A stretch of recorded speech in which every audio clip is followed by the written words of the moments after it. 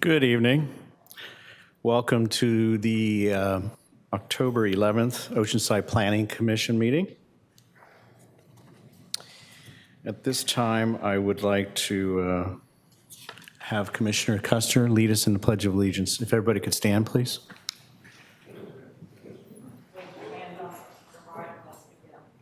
I pledge allegiance to the flag of the United States of America and to the republic for which it stands, one nation, under God, indivisible, with liberty and justice for all.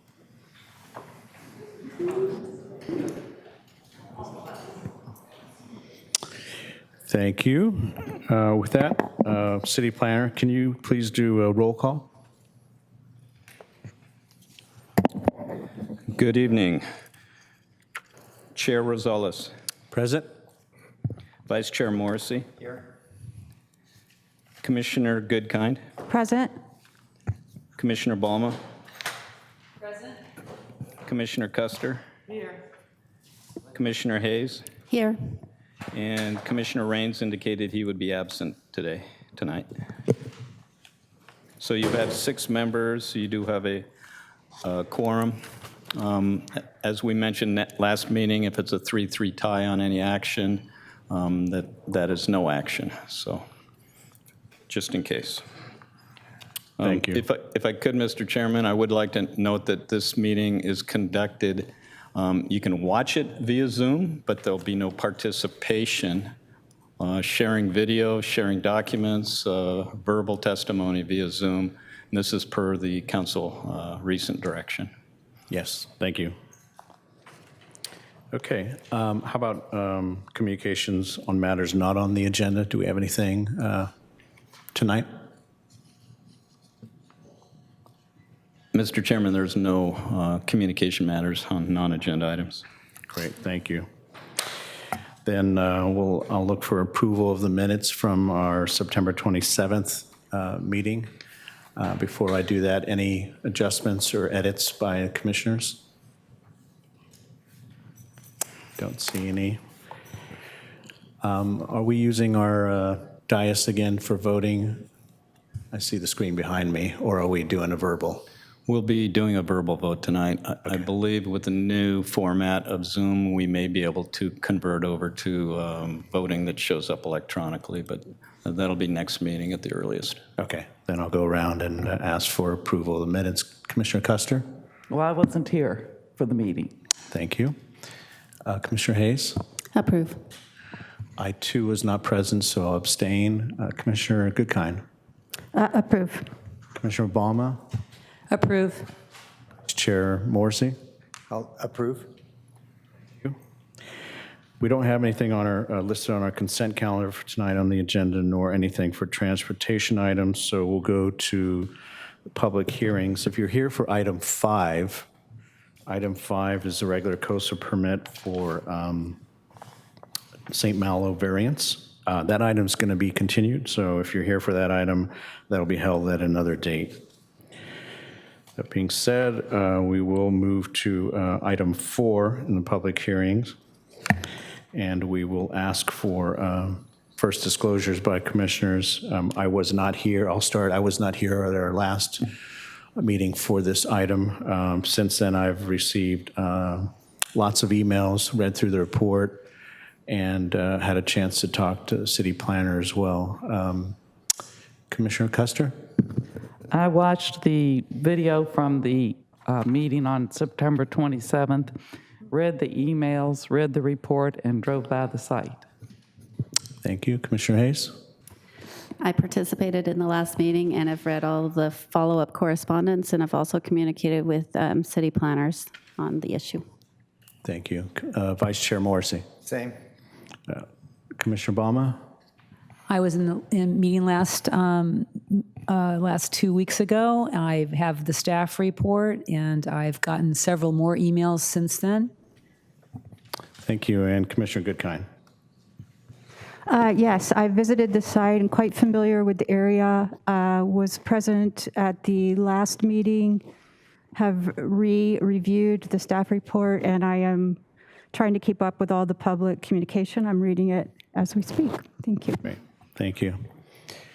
Okay, we're going to have a presentation by staff, and then we're also going to let the applicant's representative add a little bit of narrative to that as well. Scott, you want to lead us off?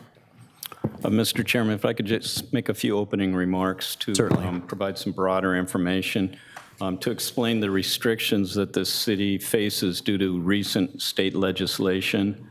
For several years now, the state legislature has been passing bills that limit the actions that cities can take regarding housing projects. For example, in 2017, Governor Brown signed 15 bills regarding the regulation of housing projects. And this has continued every year, most recently with Governor Newsom signing 31 bills on September 18th last month concerning housing. The bills that the Governor Newsom signed last month include SB 9 and SB 10, which are on your agenda at a later item tonight to discuss the implications of. Some of the more poignant bills, for example, SB 330 was signed into law in 2019, revising the Housing Accountability Act, and Scott's going to talk about that act in a minute. SB 330 notes the lack of housing is a critical problem that threatens the economic, environmental, and social equity of life in California. The bill goes on to declare that California has a statewide housing emergency in effect until 2025. The bill says the intent of the legislation is to increase the approval and construction of new housing. And finally, the bill says that the policy of the state is to interpret and implement this law in a manner to afford the fullest possible weight to the approval and provision of housing. Some of these bills that have been passed in the recent years affect smaller projects, such as mandating approval of ADUs that we've discussed before. But some of these bills affect large-scale housing development, and they restrict the city's ability to deny these projects. Scott's going to address in more detail the state density bonus law and the Housing Accountability Act in his presentation, but I thought it'd be beneficial for everyone, the Planning Commission and the public, to understand the general constraints that the state legislature has placed on cities regarding housing projects. Now, planning doesn't necessarily like losing local control, and we don't like losing local control, but we have to act in accordance with state law. And with that, I'll turn it over to Scott for his presentation. Thank you, Jeff, for that background. Scott, the floor is yours. All right. Good evening, Commissioners, Chairperson Rosales. I'm Scott Nightingale from the City of Oceanside Planning Division, here to present agenda number 4 for the continuation of the September 27th Planning Commission meeting item. We are here for the confirming the categorical exemption for the infill development, adoption of the resolution 20P21P30 for the also adding the newly added condition regarding the CFD, the fire condition, and approving the tentative map, development plan, coastal permit, and the density bonus to construct a 54-unit mixed-use condominium development with ground floor commercial space. The project is located at 1602 South Coast Highway. It's on the southeast corner of Morris Street and South Coast Highway. Zone C2, general commercial. Mixed uses are permitted at this location. Little background. On the September 27th Planning Commission meeting, we reviewed this development plan for the demolition of the existing automotive center to construct the 54-unit mixed-use development with the ground floor commercial. Oral testimony was received. 14 members of the public addressed comments regarding the project. Majority of these comments were regarding project's bulk, scale, height, density, parking, traffic, and the overall neighborhood compatibility impacts. One of the 14 members provided support for the project.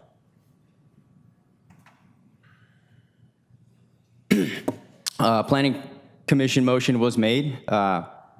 Staff's recommendation was denied, and they asked that we send back this project for evaluation to be more compatible with the aesthetics of South El community.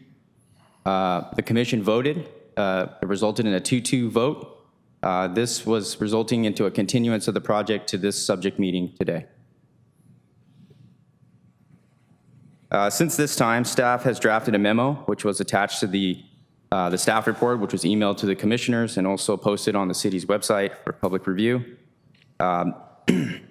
This memo basically goes over the background, also talks and provides additional information regarding state density bonus law, the city's limited discretion under the density bonus law and the Housing Accountability Act, analysis of density bonus law as it relates to the Coastal Act, and a response to the public comments, as well as the Planning Commission motion. As Jeff described, here's a little education or just background on the state California density bonus law.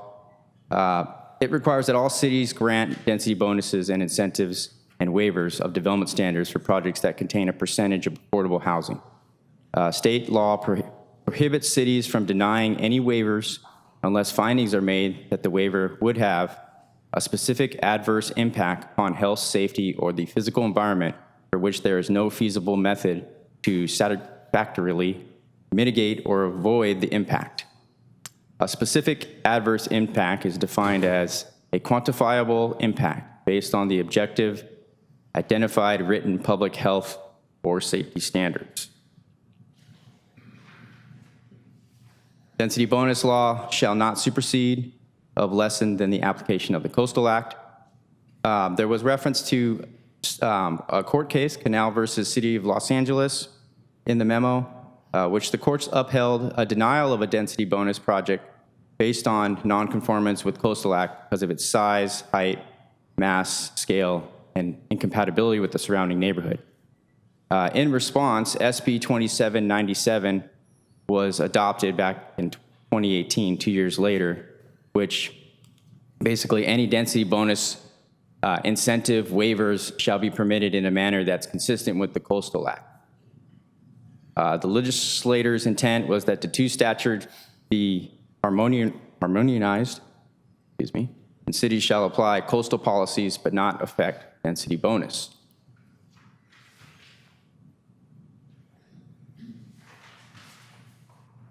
Now on the state's Housing Accountability Act, a city's denial of housing projects that comply with the objective plan, zoning, and design review standards shall be based on the written findings supported by substantial evidence that both would have a specific adverse impact on health or safety, which means quantifiable impact based on an objective, identifiable, written public health or safety standard. There is no feasible method to mitigate or avoid the impact, thus not requiring a design change that would reduce subject density or density bonus that they're applying for.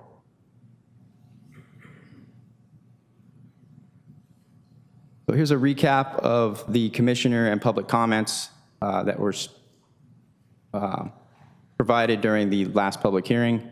The building height, scale, and visual effect are incompatible with the area. Staff noted the following. This is also provided in the memo that's attached to the staff report. The proposed 42-foot tall building height is lower than the allowable maximum 45-foot zoning ordinance height. The proposed project is 7 feet higher than the adjacent property to the north. There are several 3-story buildings, multifamily buildings that are located north within, I would say, about less than 200 to 300 feet from the site. The proposed building height does not result in an adverse impact on health safety based on written quantifiable standards.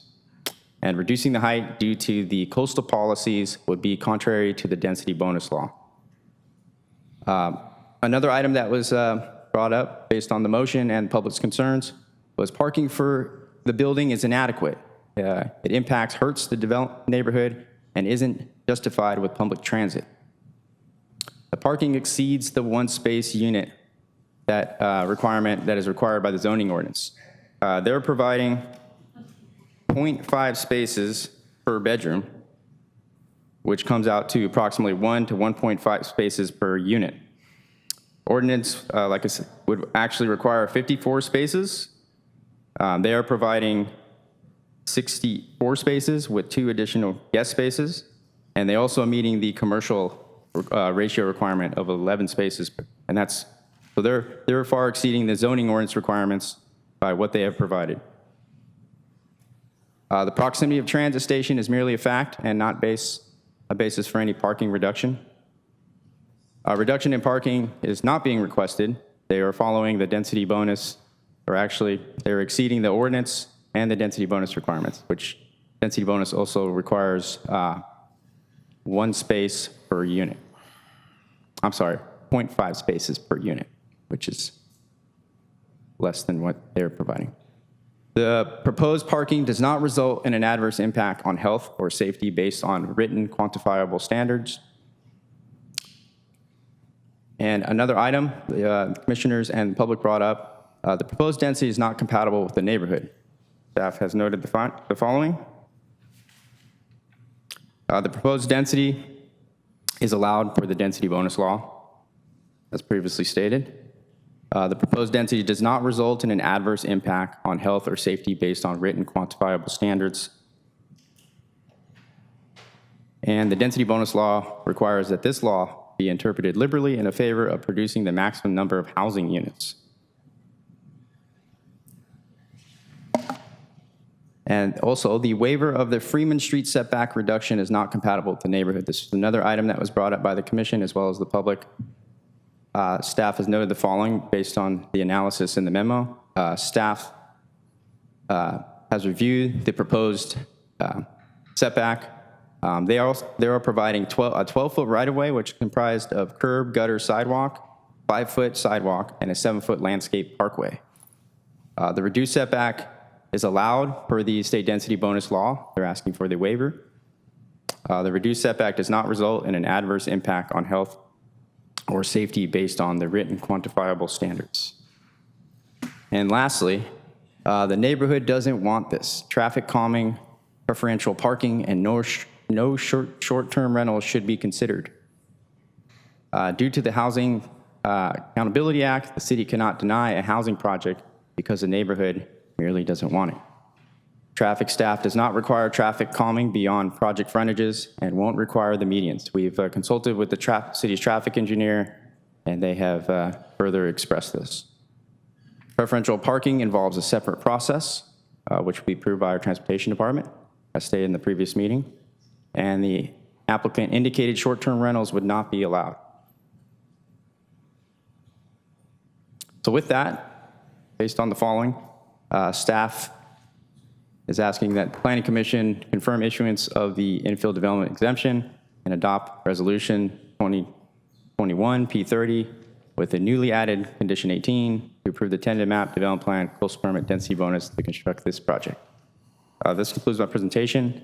We have the city's city attorney here as well if you have any questions regarding the legal matters, and the applicant is present as well. Thank you. Great, thank you, Scott. Any questions, commissioners, for Scott? Go ahead, Commissioner Bala. Just a point of clarification, Scott, in your presentation, you stated that it was 0.5 per unit, but it's actually 0.5 per bedroom, correct? Yes, 0.5 per bed. Just want to make sure that was stated correctly. And then, Point. right? They changed it, the state density bonus law has been changed to 0.5 per unit. Units. You could have 3-bedroom unit and only 0.5 parking is required by the density bonus. Exactly, but they are providing 0.5 per bedroom, so bedroom. they're far exceeding that. Okay, They're that's providing good. more than what's required. The other question that someone brought up at the last planning commission was that they were afraid that in case of a restaurant that would take over the commercial spaces, it would far exceed the whole parking of the neighborhood. But that was explained to us last time that because of the parking requirement for a restaurant would not be allowed in those commercial spaces. That's what I heard last time, just to make sure.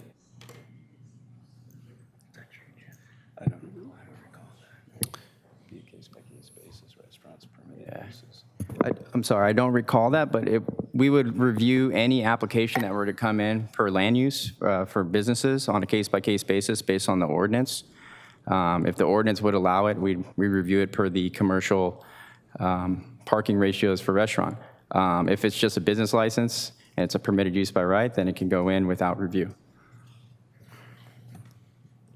I recall reading something in, I don't know if it was a staff report or something else about another as to the point you're making, Scott, a more deliberate review of a restaurant type of use for that space. So there would be an exercise, if you will, to where that would be looked at. But I don't recall where I saw that, but I did read something in something I read in the last couple of days.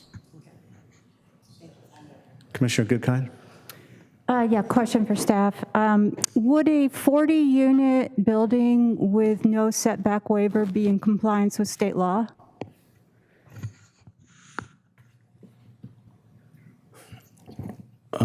Commissioner Goodkind, could you repeat the question? I'm sorry.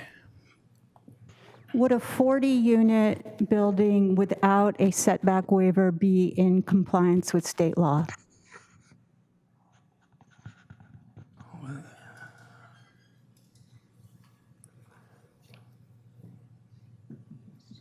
A 40-unit building, if it wasn't subject to state density bonus waivers, would have to comply with local setbacks. I guess my question is, in the interest of providing housing, if this project were scaled down, would that be a violation of state law? Planning staff met with other city staff, including the Director of Development Services and our city attorney, and based on those conversations, my answer would be yes, that would be in violation of state density bonus law. Commissioner Custer? I have a similar type question. That report just now clarified a lot of things for me, but I just wanted to say there are issues I have with it, of course, many that were mentioned, the setbacks and traffic. But I want to know if this is correct. The bottom line, as I understand it, is that if we deny this based on any information we have at the moment, all we're really doing is delaying the inevitable.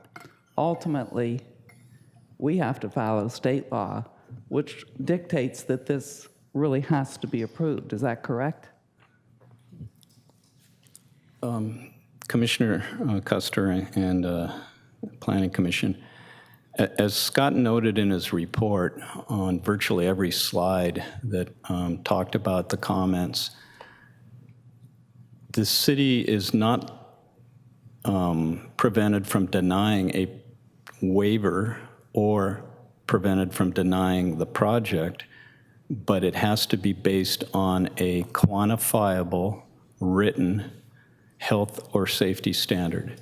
So an example, we have a safety standard for vision clearance. You have to have 150 feet of vision clearance for the exit from the project. That's a quantifiable numerical number. It's based on safety, so it prevents collisions. And it's adopted by the city. The project is providing 155 feet of vision clearance.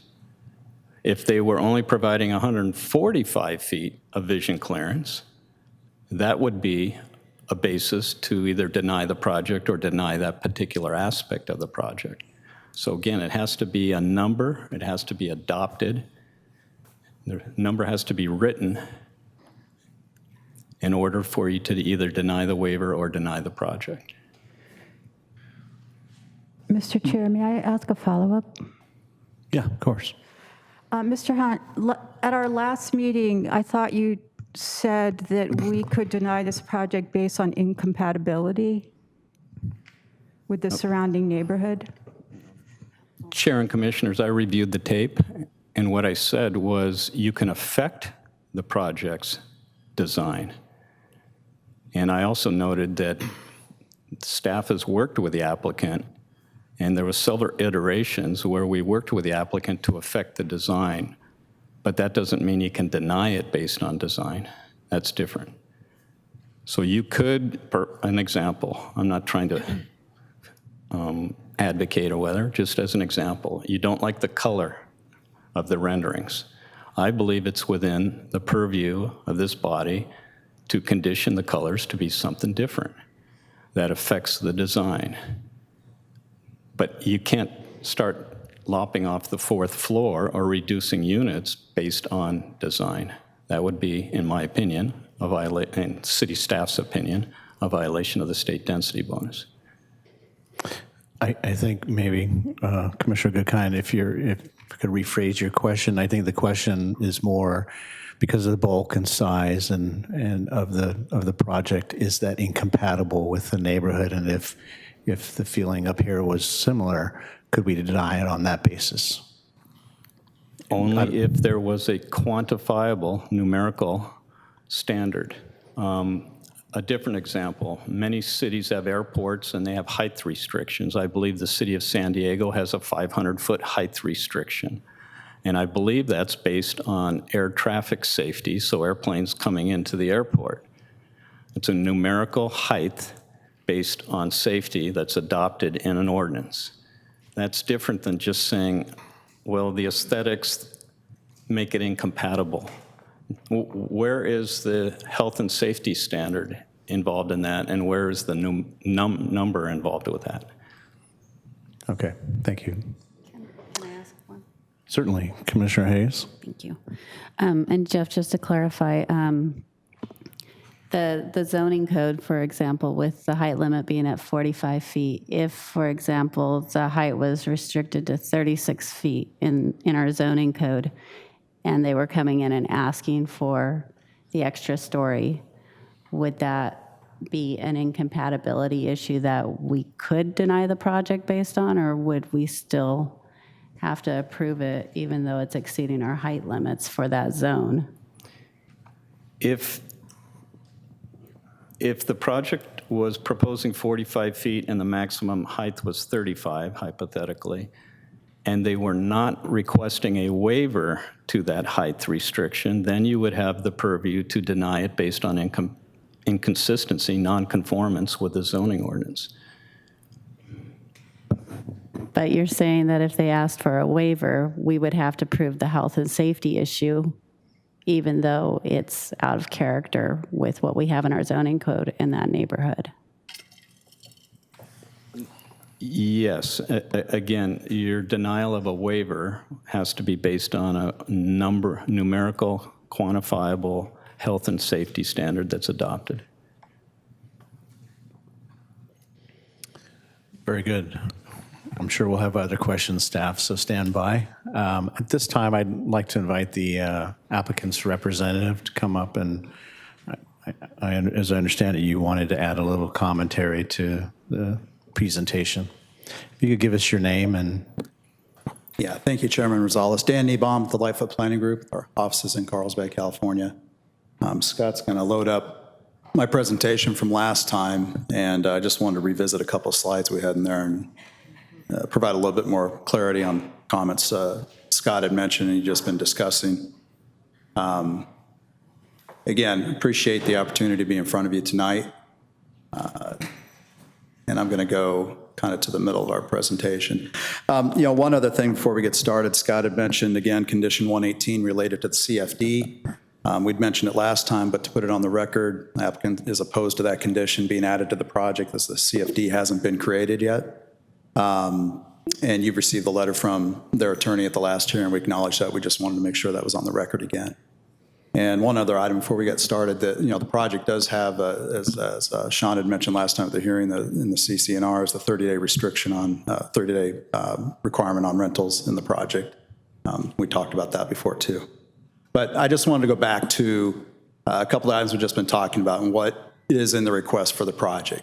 And again, the project's not requesting variances. The project has two waivers. It's not requesting incentives or concessions, which is in the right to request, and those would be improvements such as the curb and gutter along Freeman or other infrastructure utility improvements.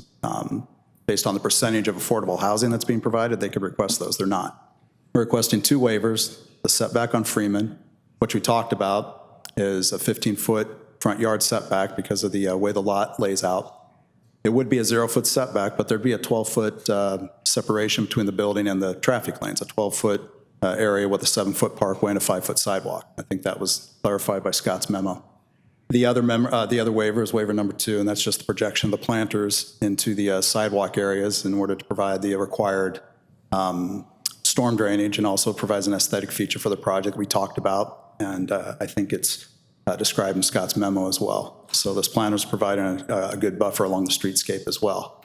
Those are the only two waivers. Now, this whole project's compliant with the building height, as we just talked about. And it's compliant with the parking based on the city code and based on state density bonus law and its location. So it's not requesting reductions, no matter how we want to perceive it, in the parking requirements. It's meeting the parking requirements and exceeding them.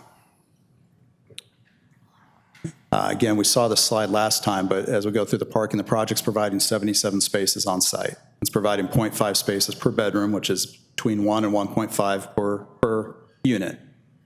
In the existing zoning code in Oceanside, if you have a mixed-use project, clarify that, the requirement is 1 space per residential unit, and then you also have to provide your parking for the commercial component. So we would exceed that. That ends up being, I believe it's only 65 spaces if we were just doing a plain straight mixed use project at those amount of units. So we have 77 spaces. Again, there's going to be a reciprocal parking agreement to allow residents and guests to park in the commercial spaces during non-business hours. And when those commercial spaces lease up, they aren't probably going to be leased on day one. That's another item we talked about. Again, the parking exceeds the requirement. We have the specified number of units. We're within the half mile of the transit station, and there's unobstructed access to the station via sidewalks and crosswalks. And those are 3 criteria in the zoning code and state law that allow you to take that 0.5 per bedroom count. That's now been changed to 0.5 per unit, which we're not doing with this project. I want to revisit also our transportation analysis for the project. We talked about this last time. The project screens out of the VMT requirements based on its location, again, in a transit priority area, and also being consistent with the general plan, the fact the project would generate far less than the 1,000 ADT threshold. It generates 390 trips per day based on our analysis. And also, when we actually did the local traffic analysis, and our traffic engineer is here tonight, if we have any detailed questions on this, we walked through this last time, but we used service calculations and counts that were taken before March 2020, pre-COVID. I know that was a question that came up. We also used a 1.5% growth factor to analyze future traffic in future years. That was worked out specifically with traffic staff and our engineer. And that 1.5% multiplier is considered a very conservative growth factor. Again, the data was collected prior to post-March 2020 data wasn't used in the analysis. And again, I've mentioned the trips the project produces. We did not take a trip credit for this project, as you could with most projects. And we're based on the existing traffic that's there with the existing uses on site.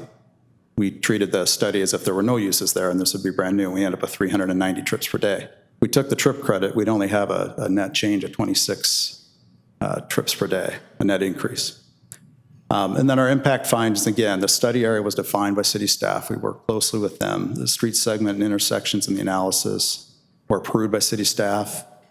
The project doesn't exceed the threshold of LOS impacts to require traffic improvements and road improvements off-site. The one recommendation we did have was, and we will do this, is add a Class 3 bike route sign along the Moore Street frontage. That was concluded in the traffic study. And ultimately, we talked about outreach and discussions we've had. That's been mentioned here again tonight. We worked with the neighborhood, had 2 meetings with them. We worked with staff on revisions to the project and felt we'd make some significant revisions to the project, responding to the color palette, altering the roof plane, adding some tower elements to the design, and changing that significantly to provide horizontal and vertical articulation on the project and create a very aesthetic streetscape. So in conclusion, we've worked closely with staff. We're providing a project that's a well-designed project on an infill site near transit. It's providing much-needed housing, obviously providing affordable housing, market rate housing, and a project that meets the city zoning code and state law. We've designed the architecture and the landscape to create a significantly improved streetscape along the street frontages, and we'd ask for your concurrence with staff's recommendation and approve the project tonight. And we'd be happy to answer any questions. I mentioned I'm here, developers here, and our traffic consultants here. Great, thank you for your presentation. Any questions? Go ahead, Commissioner Balma. First off, on the you didn't show the other elevations, but the elevation off of Freeman Street and the neighbor properties. I know I just wanted to take a peek at that, if you have those available, or if not, Yeah, I can go have back mine to in front that. of me. You're talking about the Freeman, Yeah. this elevation we looked at last time? Yeah, I just want to make sure it's the same that I have here. Okay, there it is. Okay, This is the perspective. You want to see the elevation drawing? that's good. Okay. And then the other question I had was, when I was looking at, I guess it's the engineering drawings here, which is called, let's see, they're called the SB and 0 and O Inc. drawings. It shows Yeah, SB and O. on Freeman Street only 2 tree wells versus the landscape plan and all the elevations I've seen show 5 trees.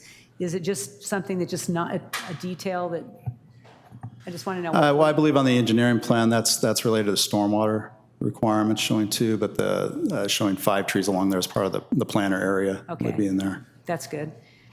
And then the colors changed, because I kind of actually liked the colors before, but, so the colors Do you got like the muted. originals? I like the originals, yeah, better. But it's that, hey, I'm not the neighborhood. So the neighborhood muted them down then to make it more kind of a blend of colors, correct? Yeah, I think that was the concern. It had some dark colors. We took some of the dark browns and darker grays out of the project palette.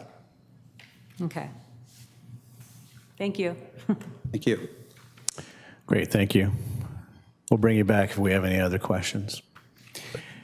So at this time, I'd like to, it is a public hearing, invite the public up for comments. You'll have 3 minutes each. I'd like you to state your name and your address. And if we get a lot of folks coming up, we'll use both mics. So come on up if you'd like to speak on this item. Commissioner Rosales, I actually have a request to speak forms. I can read the names. Okay? Okay. First public speaker will be Kevin Edwards, followed by Lynn Johnson.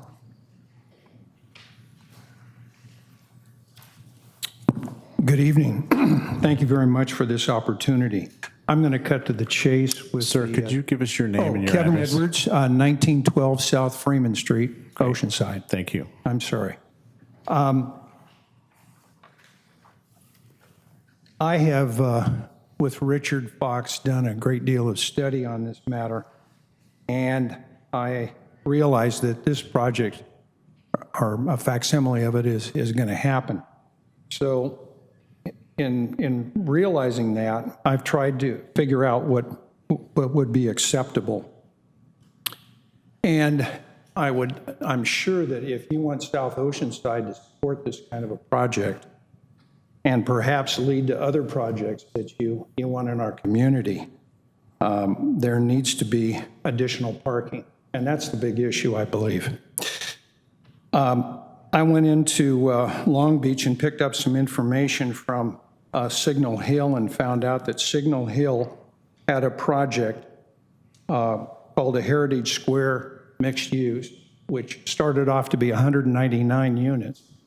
And they geared it down to 72, and I've been trying to find out exactly what happened. And I believe it was a quid pro quo situation that I'm going to provide at the end.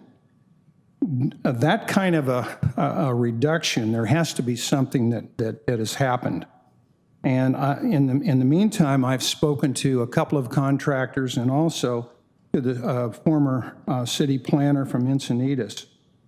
And the way that this would happen is, I believe, and this is very succinct, I think that the city is going to have to provide some additional expense, and so is the developer. And maybe a 70-30 package with additional parking, I think, would be much more palatable for the South Oceanside community. And I have that documentation here from the Signal Hill recorder. Thank you. Thank you, sir.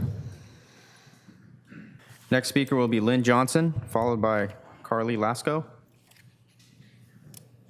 Good evening, and thank you for having me. Thank you for all of your work on behalf of the city. I'm kind of new here. I'm sorry to interrupt. Could you give us your name and address? My name is Lynn Johnson, and I live at 1569 Vista Del Mar Way. Thank you. So I'm in the complex across the street on the opposite corner. And I have a strong objection, as do I know many of my neighbors. We have 38 units. We do have 2-car garages. So you could see already that the parking is adequate. And yet we still have major parking issues on our corner. We have residents, owners that have to have their college age or high school kids, parking their cars on the street. We've had 2 weeks ago, 2 windows smashed in, cars just vandalized, and it happens on a regular basis. And we notice because South Coast Highway and Moore Street is our front yard. So we have one of the units right on top of the highway, and we can see the intersection. So all day long, we see the traffic, we see the congestion, we see the safety hazards for bicyclists, for skaters, for the kids in strollers. It's dangerous. It's dangerous out there. I can't even imagine having 54 units with 77 parking spots, and those aren't all for the residents. That's just, the math doesn't add up. So whatever math you have to do, and whatever quantifiable numbers or surveys or requests of the neighbors, go to the people, go to the neighborhood, ask the people what is really going on, because for me, this is a big reality check. And I would venture to say that if my husband and I had known about the dangers of living on that corner with the inadequate parking that already exists for our complex, we may not have bought here. And we came from the wine country up north. So, we sold our house up there and we moved to Oceanside 3 years ago. We lived in the RV park until our condo was finished being built, and we were delighted. We were tickled pink. But as reality has set in and we have lived there, we have noticed that even our complex was poorly planned, very poorly planned. We have 4 guest parking spots for 38 units, plus I think we have 1 handicap spot. So it's not working, folks. It's not working. And so why would you add fuel to a fire when it's already burning down? Make it realistic. Make it workable for everybody, especially our neighborhood. Thank you. Thank you. Next name is speaker is Carly Lasco, followed by Stacy Black. Sorry. Thank you for letting me speak. My name is Carrie Lasco. I live at 1001 California Street. As I said at the last meeting, safety, safety, safety. And I do not understand why the traffic factor is not as important, because I do not see where you guys have presented anything for safety. We have a school in our community. We've been asking for crossing walks across the Coast Highway. Why wouldn't you guys add that in? Because if you're going to put 54 families into that unit, I would think you'd want our community to be safe. We've been wanting the road. We've been told that they're going to open up the dip. That hasn't happened, and that's why we have congestion there. I just feel like the infrastructure for the traffic is not set in place for a 54-unit structure. And then I understand the shortage of housing in California, but why do we have to have a 4-story building in South El when we are a half-mile stretch from the I-5 to the beach? I've lived in Huntington Beach, Newport Beach. I've been up in Santa Monica. They don't have roadways like that close to the highway.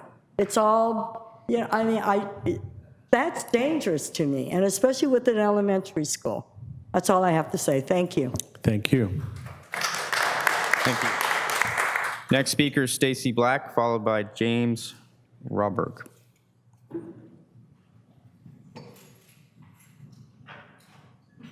Hello. My name is Stacy Black. I live at 1442 Marshall Street in Oceanside. My biggest issue with this project is parking. I believe there are 54 units designated for this particular project. And if I saw that right, 64 parking places. Most people have 2 cars. A lot of people have 3 cars. And then people have 2 cars and 1 Sprinter van.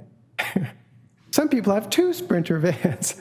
So this is what Oceanside and that particular part of Oceanside is going to look like. It's going to be cornucopia because you don't have enough parking for the people who are going to live there, period.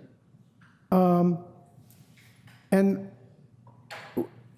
the residents of South Oceanside don't want to see that. We don't want to live in a parking lot because they're going to be all out onto the street. So that really needs to be addressed, I believe. So I did an addition on my house recently, and I went to the Planning Commission in Oceanside, and I said, I want to add 600 square feet. And they said, the first time they said, fine. When I went back, they said, no, you can't do that because you only have a single car garage. And I was like, oh, well, I have plenty of parking. There's like 2 on the street, and I have 1 in the garage, and then 2 in the driveway. That's 5 cars. They said, no, you can only do 500 square feet on that house because it has a single car garage. I was like, okay. Because they don't want a bunch of cars clogging up Oceanside. And I was like, okay, I get it. I understand it. I agree with it. So I built 500 square feet onto my house. It wasn't easy, but I did it. This is completely contrary to that. So it's very confusing to me how you would allow this development with such few parking, because I don't know where they're going to park, honestly. So that's my largest concern. And I talked to my brother about this. He's a city planner. And he said that it's sticky right now because of the state of California is mandating that the cities have to go along with some of these things. So I urge City Council, please see if you can't figure out a way to add some more parking to this project. Thank you very much. Thank you. Thank you. Next speaker is James, followed by Richard Fox.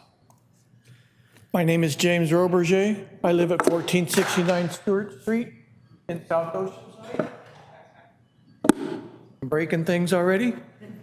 I'm opposed to this project. I've lived in South Oceanside all my life. I graduated from South Oceanside Elementary, from Lincoln Junior High School, and I'm a pirate. I graduated from Oceanside High School. I've lived here all my life. And when I look at this project, I can't even see South Oceanside. It's gone behind there. It's way too big, way too many cars, way too much traffic. The schools are already crowded. The shopping centers are already crowded. You've taken Coast Highway and turned it into a 1-lane each direction just to the north of this project. So it doesn't fit. It doesn't fit.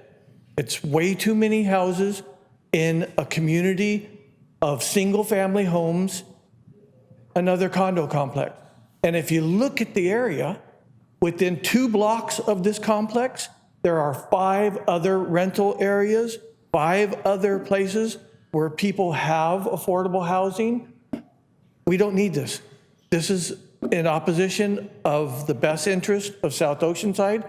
And if you allow this, you are looking at creating the end of South Oceanside, because there are other developers sitting out there right now going, all right, we'll take this one, we'll take this one, we'll take this one. You're going to turn Coast Highway into that. I hope you vote no. Thank you.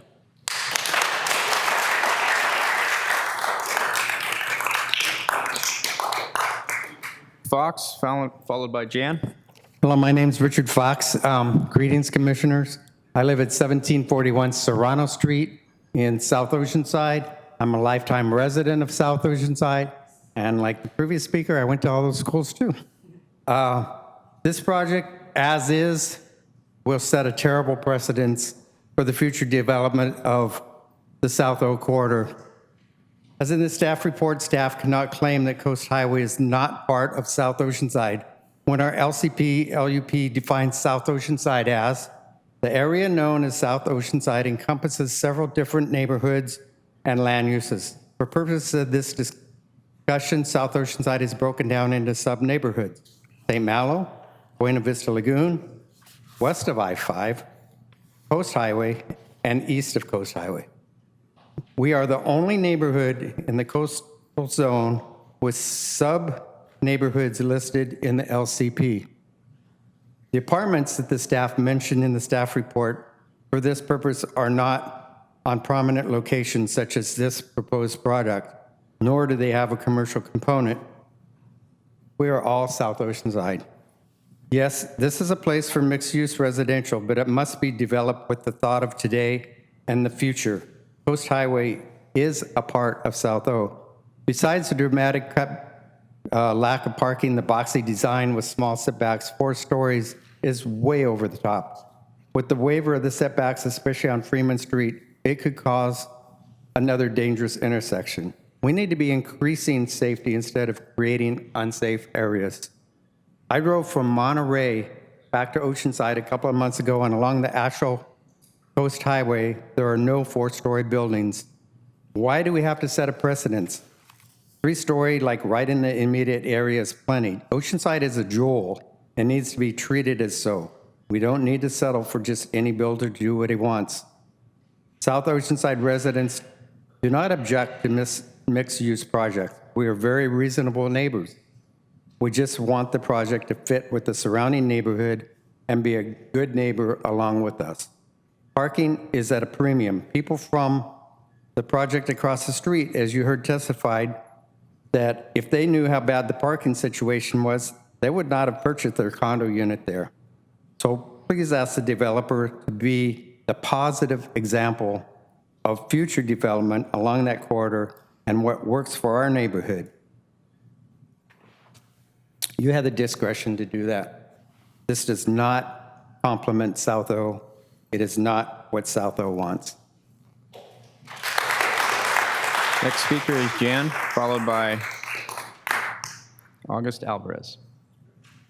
Good evening, commissioners and staff. Thank you for allowing us to speak. It seems like it's a done deal. It seems Ma'am, like... could I get you to introduce yourself? Jan DeRosa, 1213 Herbie Way in South Oceanside. Full disclosure, I'm not in the notice area, but I will be impacted by the decision tonight. Also impacted by the decision tonight are future residents of the building and future business owners of the building. You already heard from one resident from right across the street. Think back when I was here for the El Corazon condos that were being built. My main objective to the El Corazon condos was the density, because we went way overboard with the density, and the parking. Well, now you have those owners coming before the city council totally up in arms because they have no parking. They have no place to park. Never mind visitor parking, but just for themselves, they don't have parking. When the Bank of America was turned into, I forget, was it Urge at first there? The neighborhood was up in arms because the whole neighborhood had all of the parking smashed into the neighborhood. The same thing is happening right now with the apartments or the condos across the street. The other thing about the project at El Corazon was that we saw really nice glossy pictures of what was supposed to be done. Take those pictures and go out to El Corazon and you don't see it. You don't see the foliage, the plantings. You don't see what was in those glossy pictures. The developer will tell us that less units aren't going to pencil out. Well, the way that I look at it, if it's a good developer, they want good for the city of Oceanside for the future, for the residents that are being put in there. They need to go back to the drawing board and look at that parking. And then there is the traffic. We already have issues on Coast Highway with the traffic. It's been spoken to before. So I think the health and safety issues are the traffic, on Coast Highway, the increased trips and the increased traffic that's going to be there. I don't know what kind of studies they've done, but maybe they need to be looked at again. Thank you. Thank you, ma'am. Next speaker is August Alvarez, followed by Colleen Balch. My name is August Alvarez. I live at 1715 South Nevada Street, Oceanside, California. I want to address all that legal mumbo jumbo this guy had up there, but parking reductions, oh, here it is, bigger density bonus. The amount of density bonus required to be given under California density bonus law is set on a sliding scale based on the percentage of affordable units provided. Before 2021, the maximum density bonus was 35% for housing projects, which included either 11% very low income units, 20% lower income units, or 40% moderate income units. AB 2344 increased the top range of the density bonus to 50% for housing projects with 15% very low income units, 24% lower income units, the 44% moderate income units. The designation or the legislation does not modify the 8% bonus. So also where I'm going with this, it has to do with government may no longer impose any parking requirements for 100% affordable housing project, located within the half-mile from an accessible major transit stop, and 100% affordable senior housing projects that either offer paratransit service or are located within half-mile from an accessible major transit. So a lot of this has got in here, it's got to do with senior, affordable, less than affordable, I don't know, but these 2-bedroom, 2-baths are going for $749,000. And I know that to qualify for like $749,000, you need to make at least $8,000 a month. So I don't know, that's 54 units. Also, we have a water shortage. 54 units equals 108 toilets, 162 sinks, 108 showers, and 54 dishwashers. Let's see what else. Oh, there's a huge flood that ends up on your property at the end of the street, by the way. It starts at my street, at the bottom of, let me see, on Nevada Street, all the Potter homes wedged down into my street, in front of my house, blows out the entire, and then goes over to the very, very poorly done storm drain that's at the corner by this guy's place. We're gonna build and collapse the existing storm drainage, which, you know how it gets when it floods South Oceanside and all the water goes into all the units, so all the businesses. So there'll be plenty of businesses there to flood when he gets them. Thanks. Next speaker is Colleen Balch, followed by Noam Newman. Can I get some help with the photo? You want to put him on the camera here?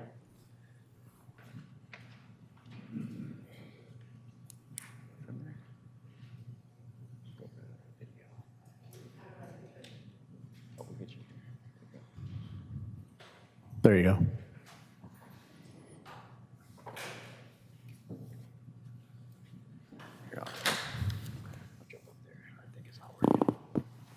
Good evening, Mr. Chairperson and Commissioners. Colleen Balch, 1442 Machado Street, South O. I'm here to speak to the zero setback proposed on Freeman Street. As stated in the zoning code, page 11-13, double frontage lots shall be provided with a setback on each frontage. I don't know how you get from shall to no doing it, first off, and I used to have to interpret codes. With that said, the zero setback on Freeman Street is not the way to enhance a streetscape. People shouldn't have to feel like they're walking along a sidewalk with a 4-story building coming above or looming above when they're actually in a neighborhood. You're not looking at skyscrapers as we would think of them just because we're not used to them. In addition, the developer has stated that they'll be putting in curb and gutter and pave half the street, 18 feet of pavement. As you can see by the photos taken today, that would leave half of the street complete, but not the other. Really? Why should we settle for that? Why didn't staff ask for the whole street to be done for the entire length of the project? If this project is now approved or is approved in the future, I hope that staff will relook at that and don't shortchange South O. Make them pave that entire length of the street and gutter it. And also, I'd like to bring up a point. These photos appear to show that the homes on the other side meet that 15-foot setback of frontage on two streets, Freeman and Alvarado. So again, you're telling the homeowners, we have to do things a certain way, but nobody else does. How is that equitable? It's not. The waiver shouldn't be granted. Remember, you have the discretion to ask for better for our part of the city. Use the tools you have, the LCP and LUP. Safety along this corner is going to be highly impacted, and it will be impacted because of the decisions made tonight. The city and this body will be the ones contributing to the safety factor of this intersection. An additional 390-plus vehicles using the intersection of Freeman and Morris is going to be extremely difficult. There's no traffic signals. There is stop sign. One. In the summertime, they won't be coming out of that street because Morris is backed all the way up because nobody's letting us on Coast Highway. The other thing is staff needs to bring back that report on the dip and get that road back open. It's well known throughout the city that that has been studied, and it has been shown that it needs to be put back to 4 lanes, not left at 2. As another note, nobody's brought it up yet tonight, but short-term vacation rentals.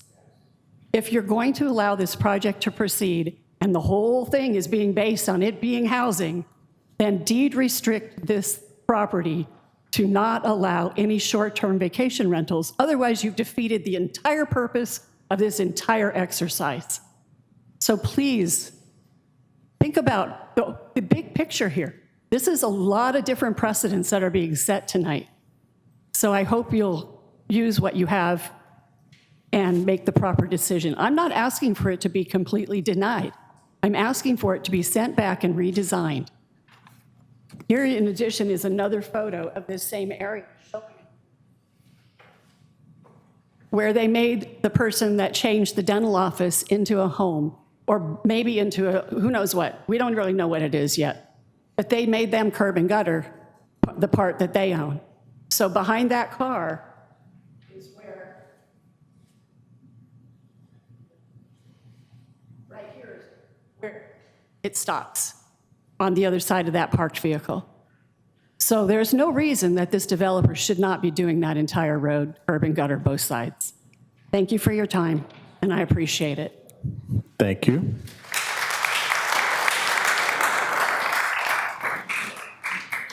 Noam Newman, followed by Sherry Mackin.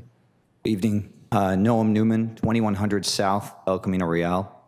I'm speaking in favor of this development. I'm a real estate developer, and I have a mixed-use project here in Oceanside, so I'm speaking as someone who is invested in Oceanside and believes in its prosperity.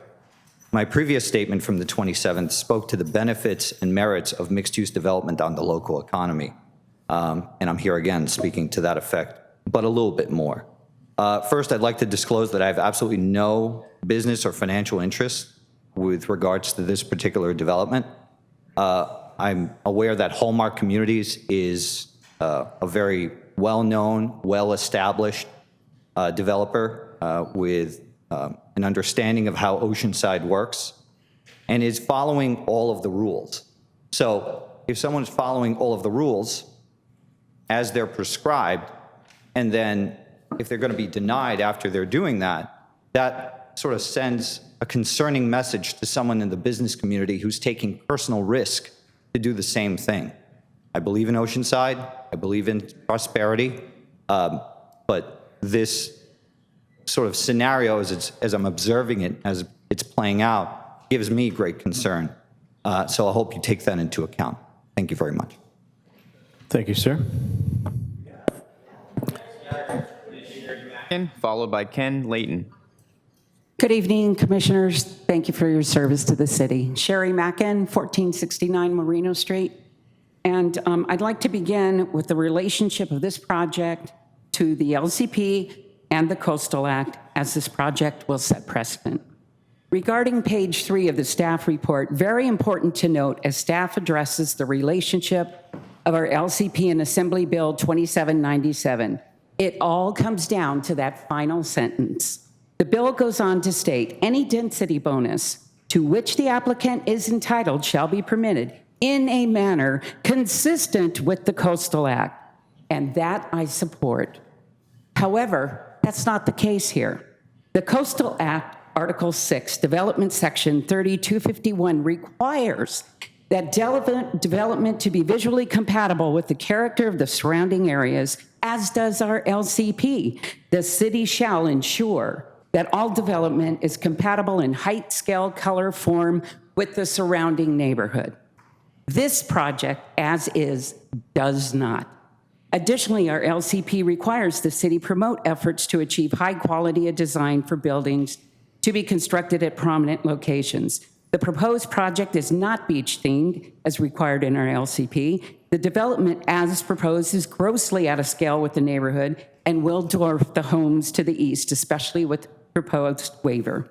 Concern 2, curb cuts on South Freeman Street do not delineate a transition into a neighborhood. A small median such as this on the screen, transition median from a commercial area off Ivy area to residential on Down Street does. Therefore, this project does not meet requirement of Policy 9. The project brings all the impacts directly into the neighborhood via Freeman to Morris and California streets. Therefore, a transitional median is necessary. California Street is a safe school route, and children coming from Seaside to South O to Lincoln Middle School. Increasing traffic on California with kids walking and riding e-bikes is a terrible mix, considering California Street has only one sidewalk and Morris Street has none. Further, if I believe there's something important that's missing in the conversation, the commercial aspect. The LCP in Short States Hill Street represents a major window to the coast and a significant visitor use area. To add, it declares the city should consider urban uses such as grocery stores, dining, or other visitor-serving uses along the Coast Highway corridor. I hope the city ensures we don't end up with empty storefronts or useless office space in a major visitor-serving corridor that might be tough considering the developer has only offered 11 parking spaces for 3 commercial spaces.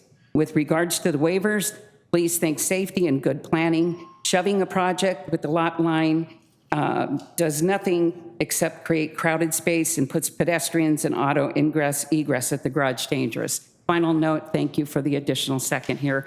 Please use your discretionary authority. You have that to send this project back for staff to review and make the project more compatible with our character. Thank you. Ken Layton, followed by Jane McVeigh. Ken? Ken Layton, 1221 St. Helene Court. Gentleman who said he's bullish on Oceanside. Good for you. Too bad you didn't say you lived in San Clemente. You were the only person who supported this last time, and you'll probably be the only one tonight. So my question is why do we even have a planning commission since the planning staff is all about wringing its hands and saying there's nothing we can do? Actually, it was this very body that said no to letting another used car dealership open on Washington and Coast Highway, and now a restaurant is going in. It was the same body that said no twice to North River Farms, and that decision ultimately prevailed. Last meeting, half of you admitted this train wreck does not belong in South O because it simply does not provide enough parking and because it's not compatible with the rest of South O. If you bother to ask, you would find South O businesses do not want to suffer because their clientele won't be able to find street parking. Of course, the developer wants to put in as little parking as possible because he makes more money. But there is a reason, or at least there used to be, for cities to demand parking minimums. If the planning staff and this commission allows this project with inadequate parking to proceed, the floodgates will be open and every other business property, just like those 5 storefronts on the 1900 block that are going to be turned into 20 residential units, will be torn down by other developers who smell blood in the water and who will pounce with more inadequate parking high-rises. It will be a land grab gold rush for the South O locals, and it will be the South O locals who will be getting it in the shorts and businesses who will be getting squeezed out of existence. We accept condos. We do not accept a tenement chicken coop with no parking. We are not elitists. We just don't want our neighborhood to instantly morph into urban high-rise, all because our city leaders and staff gave into developer greed and laziness of not demanding reasonable parking mandates. That old expression, aim low and you're sure to hit. Why does it seem like Oceanside always settles for the easiest and lowest common denominator? We have what developers and home buyers want: residential land in a coastal city. We don't have to give it away. Oh, and by the way, to the extent that we have a statewide housing crisis, not everybody has to live on Coast Highway in South Oceanside.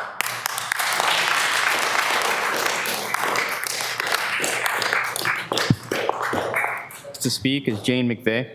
Jane McVeigh, 1604 South Ditmar. I spoke last time in opposition to this project, mostly based on bulk, traffic, parking, compatibility, and congestion to the neighborhood. I asked to return the project and ask for fewer units and a landscape median, as Sherry spoke about, east of Alvarado. Now, I appreciate the analysis that staff has made, and I know what you're up against with these state laws, that you have some requirements that's very difficult, not impossible, but difficult not to do. If what is needed is a written quantifiable criteria to evaluate these projects, then it's a failure of the city not to have built them before you get these projects before you. You should already have these projects. South O is heavily impacted already by short-term rentals, ADUs, very inadequate traffic planning, mitigation, and enforcement. With the incentive district now, the proposed housing plan, and the new state ordinance allowing fourplexes, South O is one of the very few neighborhoods in the entire city that's going to be impacted by these multiple new laws that impact the quality of life, including this noise and this congestion.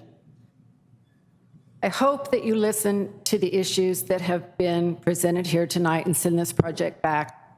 I hope that you place a moratorium on these kinds of projects until you can direct staff to develop these written, quantifiable variables.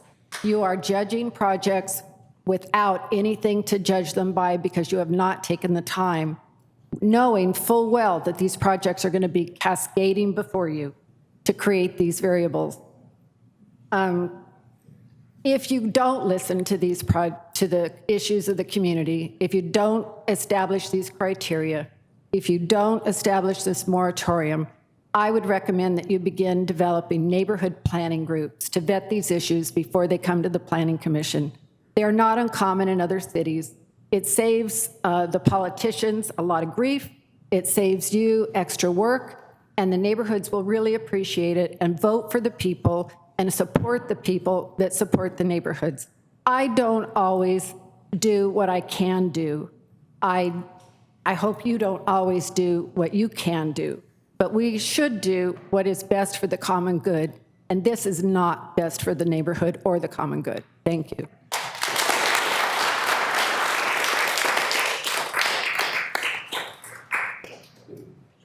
The speakers that have requested to speak, I don't, if, Thank you. open it up. And thank you, everyone, for your input. I'll do one last call. If you didn't submit a slip as an offer to come up before we close out the public hearing portion and bring it back to the commission for discussion. Okay, seeing nobody come forward, then we'll close the public hearing, bring it back to staff and/or the commission for questions and comments. Anybody who would like to start, let me know.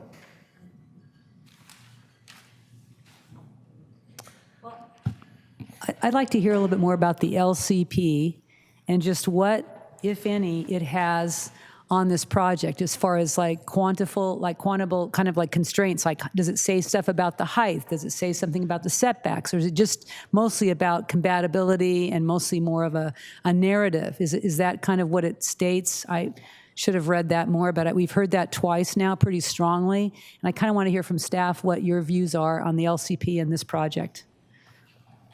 Chair and Commissioners, again, city staff, not just planning, interpretation of the combination of the state density bonus with the Coastal Act is that you can use the Coastal Act and coastal policies, our local coastal plan, to implement Coastal Act policies as long as you don't affect the density bonus. So your local coastal plan has a number of policies that protect marine resources, that protect public access, that protect visual compatibility, et cetera. There is a policy that speaks to new development should be compatible with the existing neighborhood, surrounding neighborhood. I'm not quoting it verbatim, but something to that effect. Again, you can use those policies to require compliance with the Coastal Act, but not to reduce the density bonus. So hypothetically, if this was along the shoreline, you could require that a public stairway be constructed going down to the beach, as long as that requirement didn't force a reduction in the density bonus.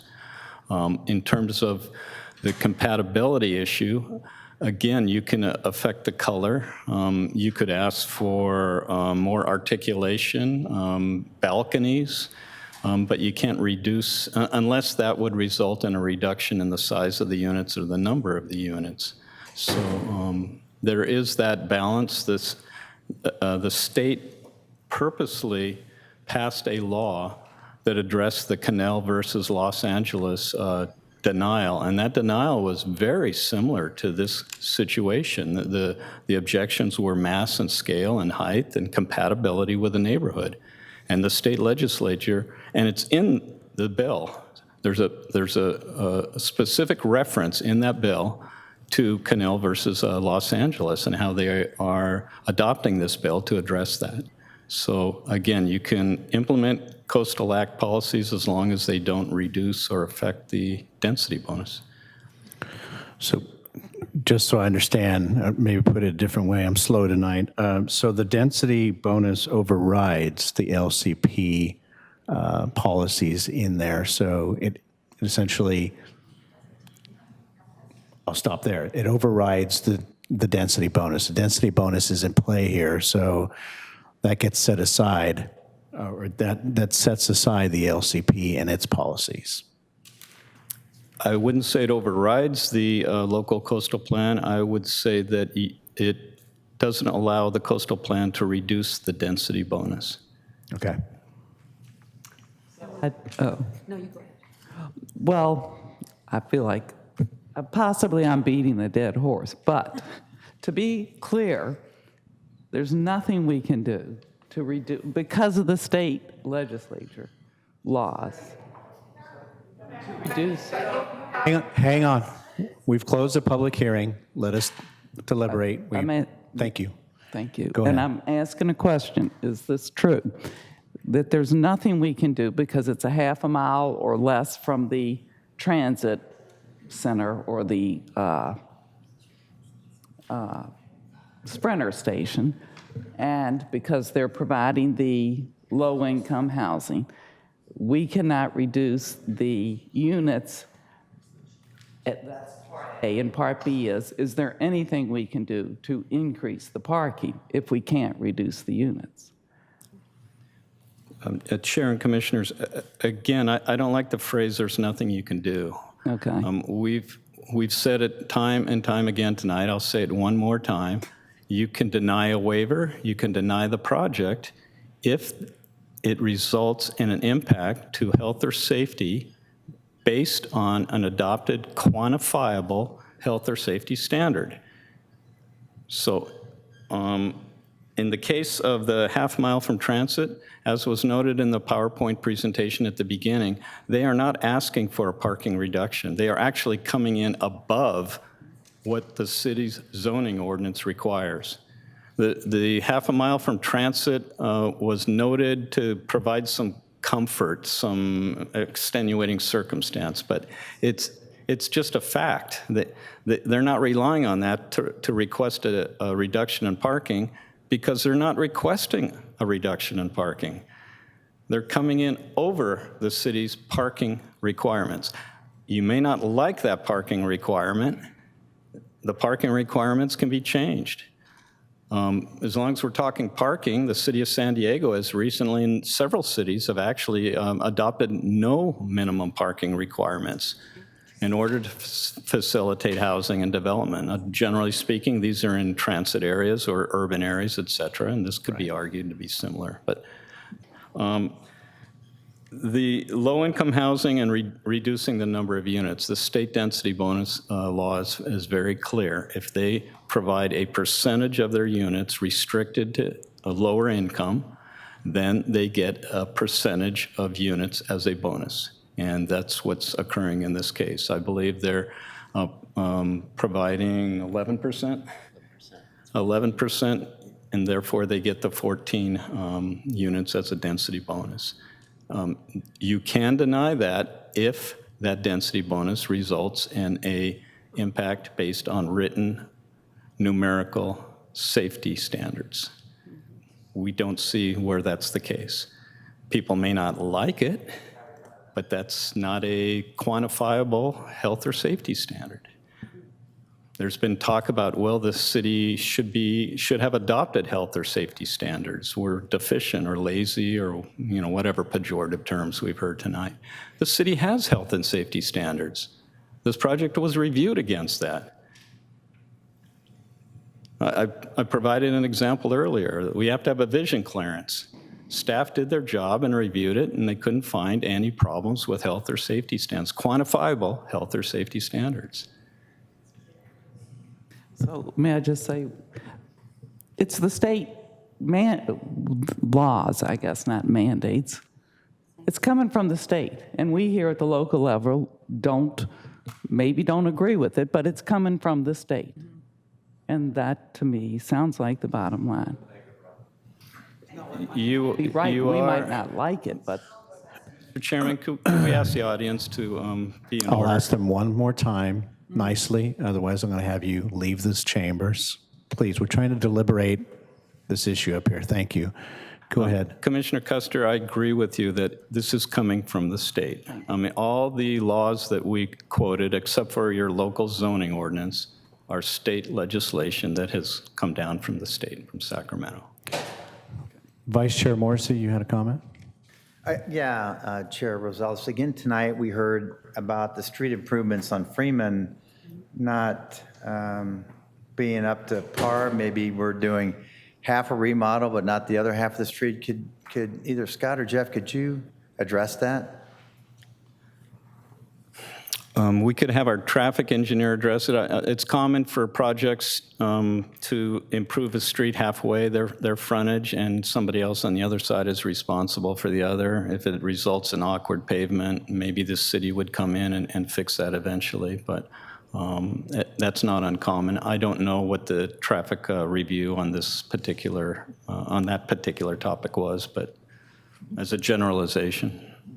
I think we have a traffic engineer. I'm sure it is, engineer. because you can't have a street that half the street's approved and then it drops a half inch on the other half. So I mean, for the folks out in the audience, I think it should be addressed. Go ahead. Good evening. I'm Tila Cotter with Traffic Engineering, Associate Traffic Engineer. I'll take this off. And that item would be handled through land development. It wouldn't be handled through engineering. They would be the ones that require it. I mean, there's lots of projects where would like something like that, but it is not under the projects. I guess that the way they look at things and when they can require that kind of improvement to be done. So. I think the point is that the street's going to be drivable, it's going to be safe, and I think that's what I want to hear.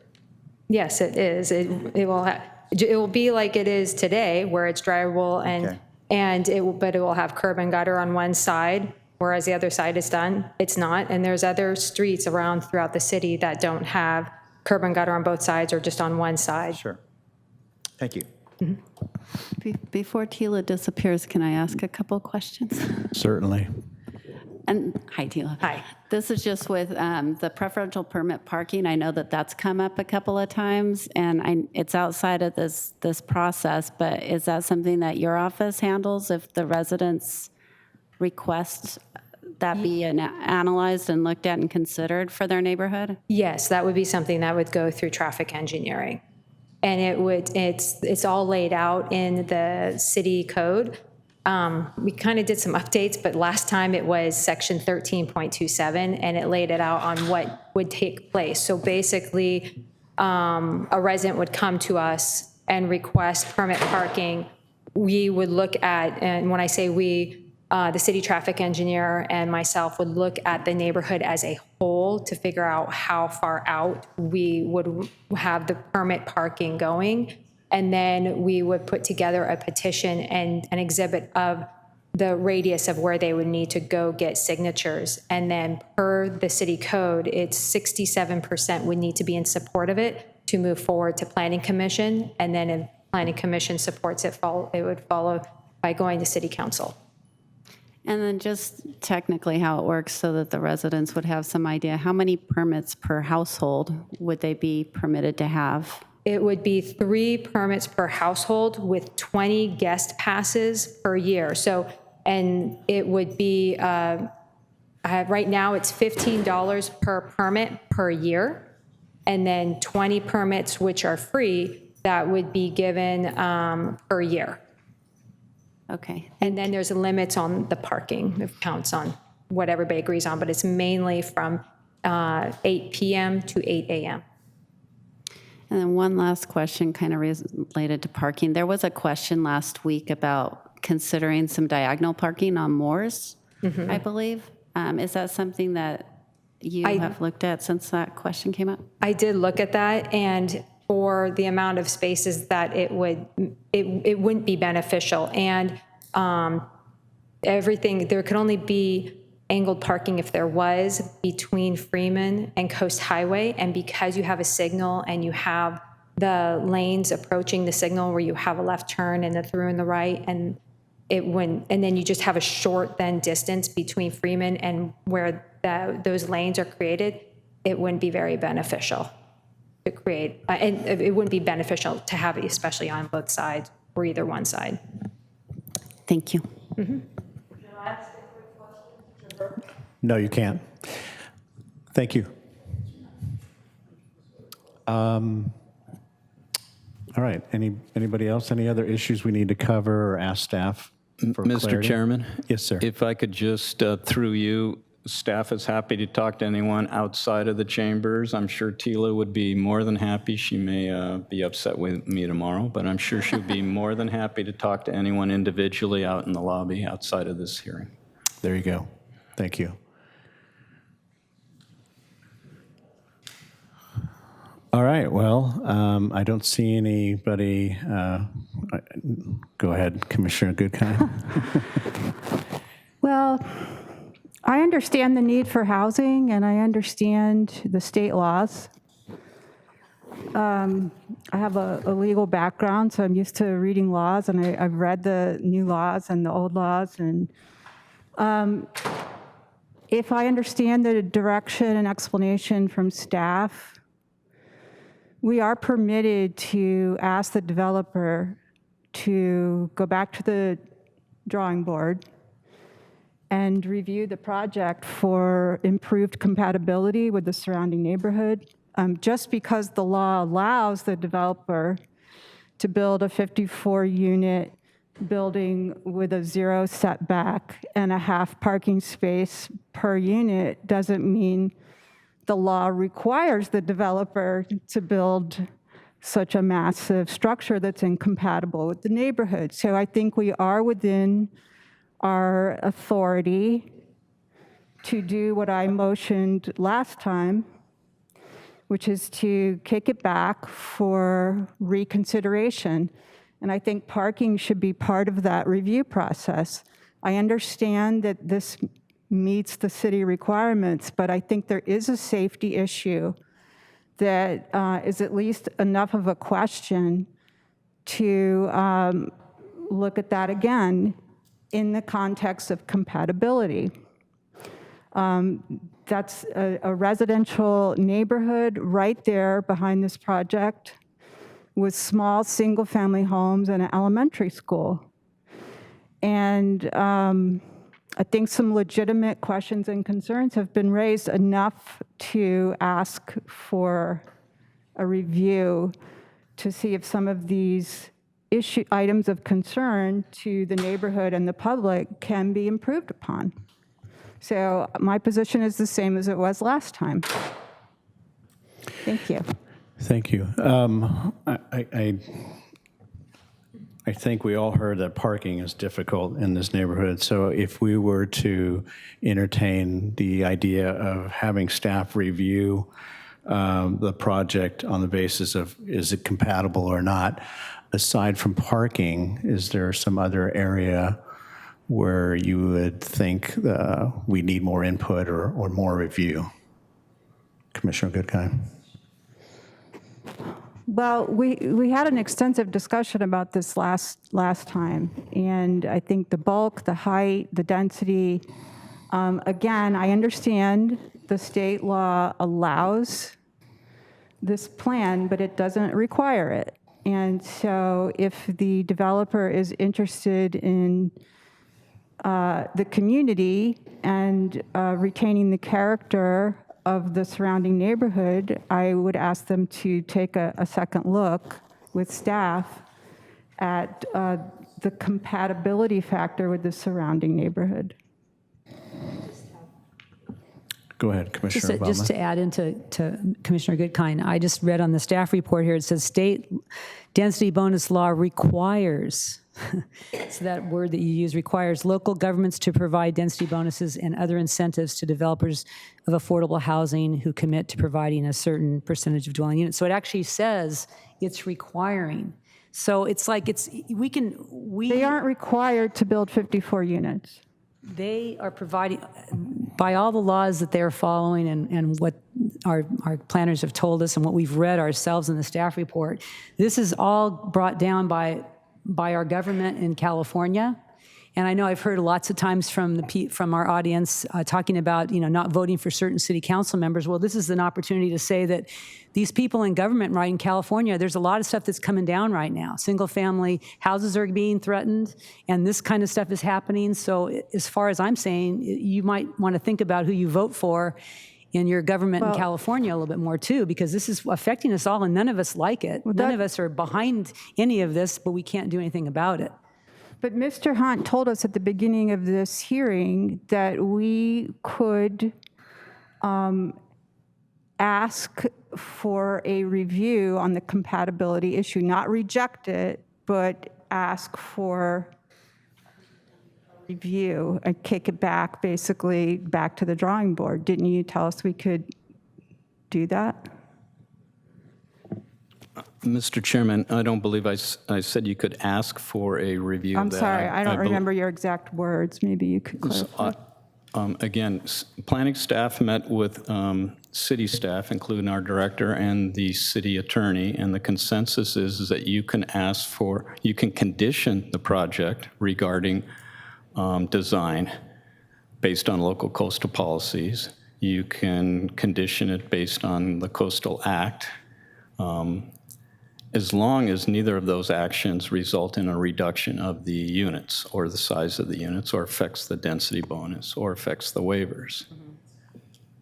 You have your applicant team here. You could ask the applicant if they would be willing to go back and look it over with staff if there's any revisions they would be willing to do.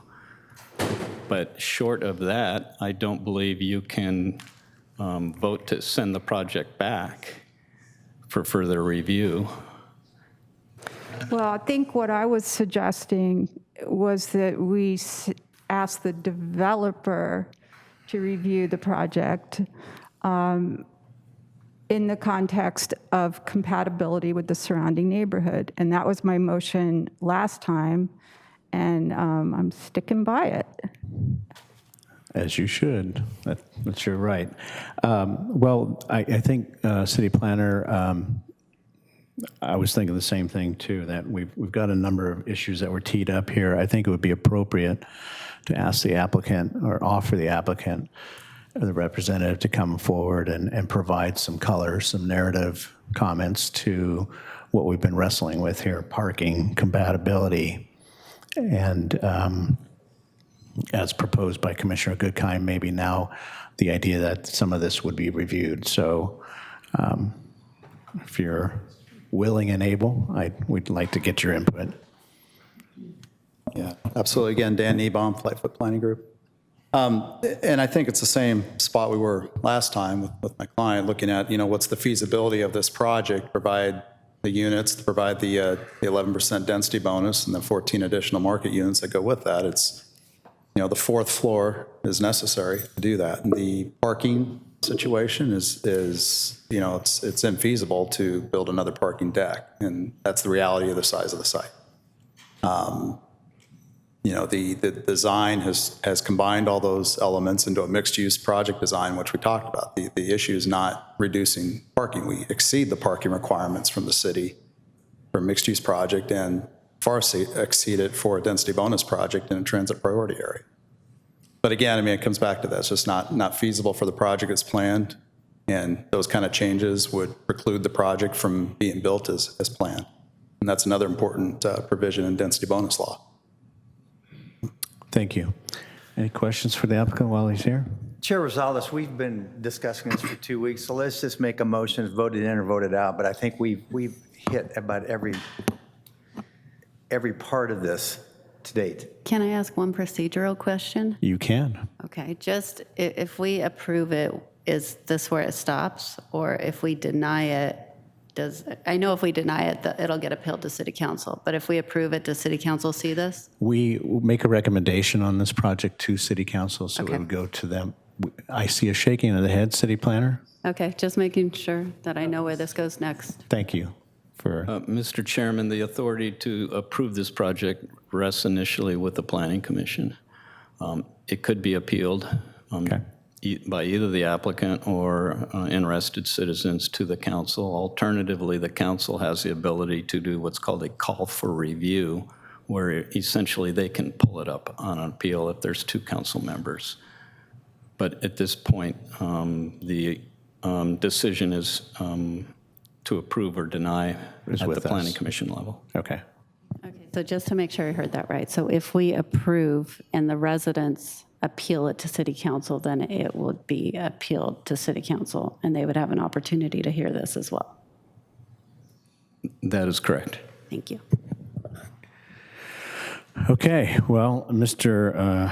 Morrissey, you stepped up and thought we should take a motion, so if you want to make a motion, go ahead. My motion is to agree with staff's recommendation on 1 and 2. I can read it, but if you like. Yeah, for the record, if you wouldn't mind reading it in. Staff recommends that the Planning Commission by motion confirm issuance of a categorical exemption per CEQA Guidelines Article 19, Section 15332, and number 2, approve tentative map T20-5, development plan D20-16, coastal development permit RC 20-10, and density bonus DB20-1 by adopting Planning Commission Resolution Number 2021-P30 with findings and conditions of approval attached herein.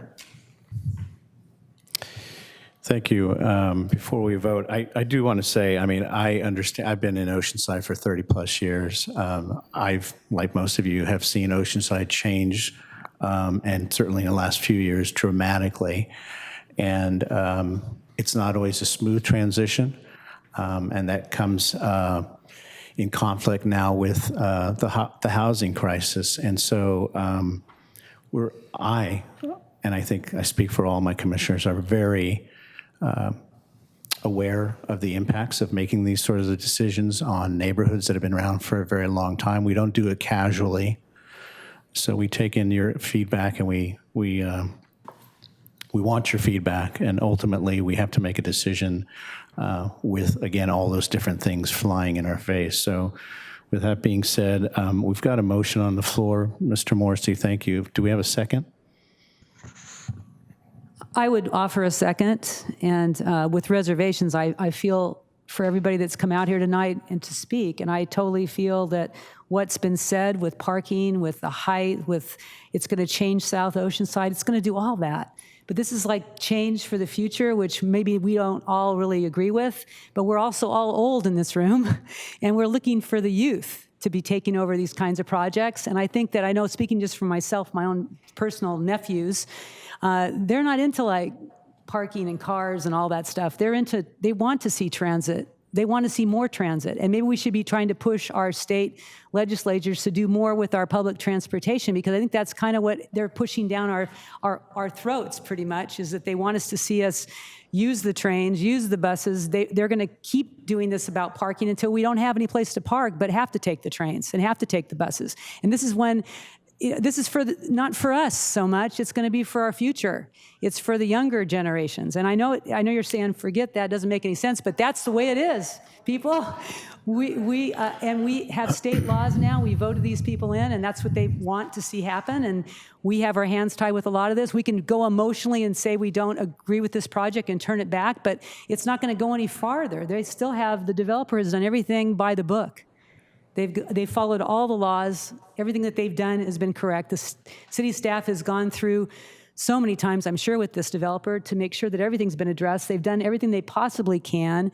The project is not a bad project. It's going to provide some affordable housing. We hated the project across the street, too. I remember the same amount of people that came out for that and said they hated it, but now they like it. So it's like, I think change is just hard.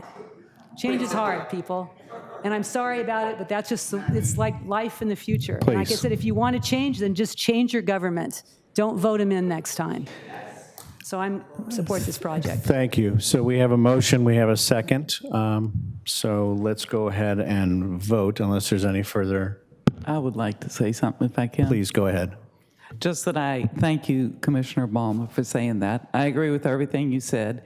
And yes, the state government was voted in. These are the regulations and the laws they've put down. The city level, they've taken their city control away, and that's very unfortunate. I don't think there's enough parking with this project, but again, the developer has followed all the guidelines. They've jumped through all the necessary hoops, and in my opinion, we would just be sending them back. And the inevitable would be that it would be approved, but at greater expense and delay. That's all. Thank you. Yes, Commissioner Hayes. Thanks. And just, as much as it seems like there isn't a lot we can do right now, there is some stuff that the neighborhood can do. You can request a preferential permit parking. You can go to city council and talk about the parking issues down there and have them look at coming up with some solutions that would serve the whole community, and not just the residences, but also the businesses down there. So I think it's outside of the realm of what I think we could do with this project or anything that we could require, but it's something that all of you have the power to do beyond this. And go to city council if you appeal this and it comes up before them, and start asking for solutions. Thank you for that idea.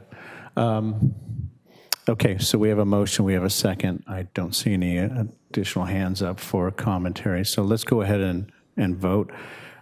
Maker of the motion, Vice Chair Morrissey. I'm in favor of the motion. Commissioner Balma. Also in favor. Commissioner Goodkind. Well, I cannot vote for this motion, and if that means that somebody's going to come and handcuff me because it's against state law, then here I am.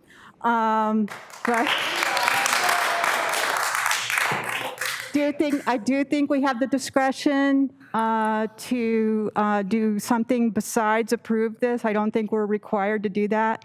If this body is going to be held to that kind of mandatory vote, then there's no point in really having a planning commission. Commissioner Custer? I'll vote in favor of the motion. Commissioner Hayes? I'll vote in favor. I'm sorry, Commissioner Goodkind, did I get a registered yes or no? Yeah, that's a no. Okay, thank you. And I will support the motion as well. City Planner? So we'll record that as 5 in favor, 1 against Commissioner Goodkind, and 1 absent Commissioner Raines. The motion passes. Thank you.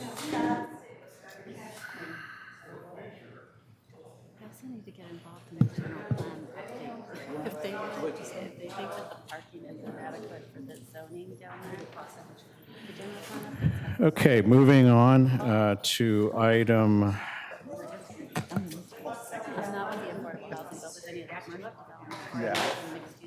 City Planner determination. Any items that we need to cover?